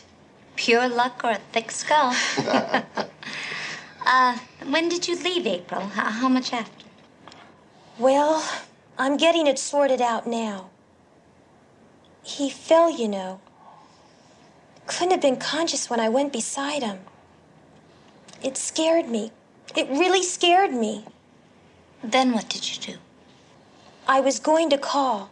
I did use the phone. The one in the pool house? Mm-hmm. But I hung up when I heard people coming. Well, I figured they'd take much better care of Rick than...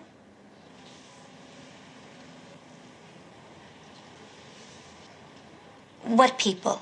Who, April? When? How long did you stay?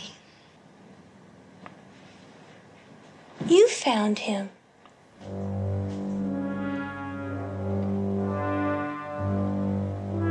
Now I remember.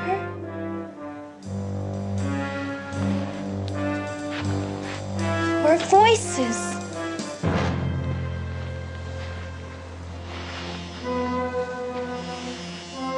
You two found Rick dead.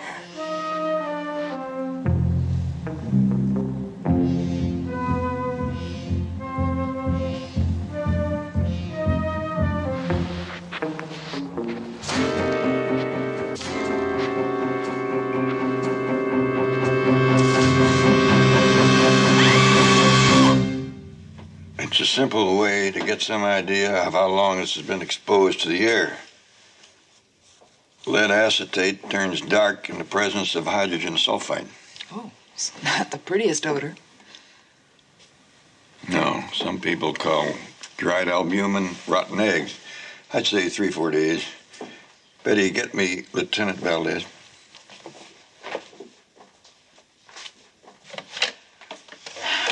You know, I still don't get it. Put it all together, and what do you got?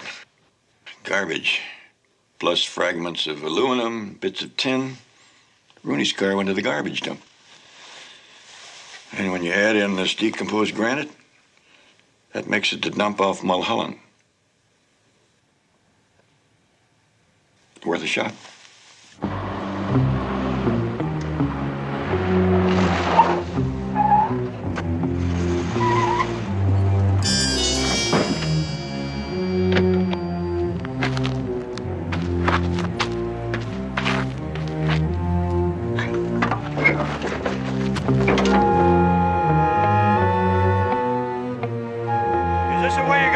Michaels? Yes! It's the way I'm gonna get rid of you, you old...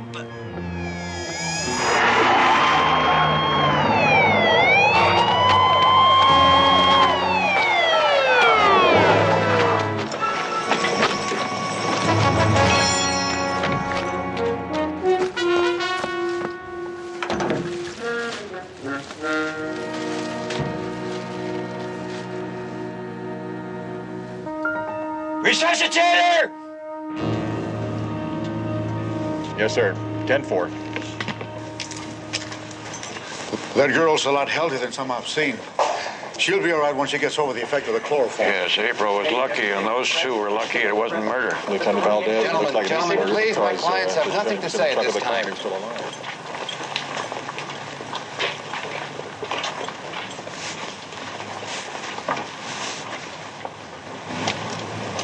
Don't look so smug, Mr. Jones. The girl's alive. We gave back all the money, and we didn't kill Rick. So you can't nail us with much. I believe you're miscalculating. We just got a report from the coroner. Rick Michaels was still alive when you two shoved him into that bag. He died of asphyxiation. I believe the charge will be murder, 1.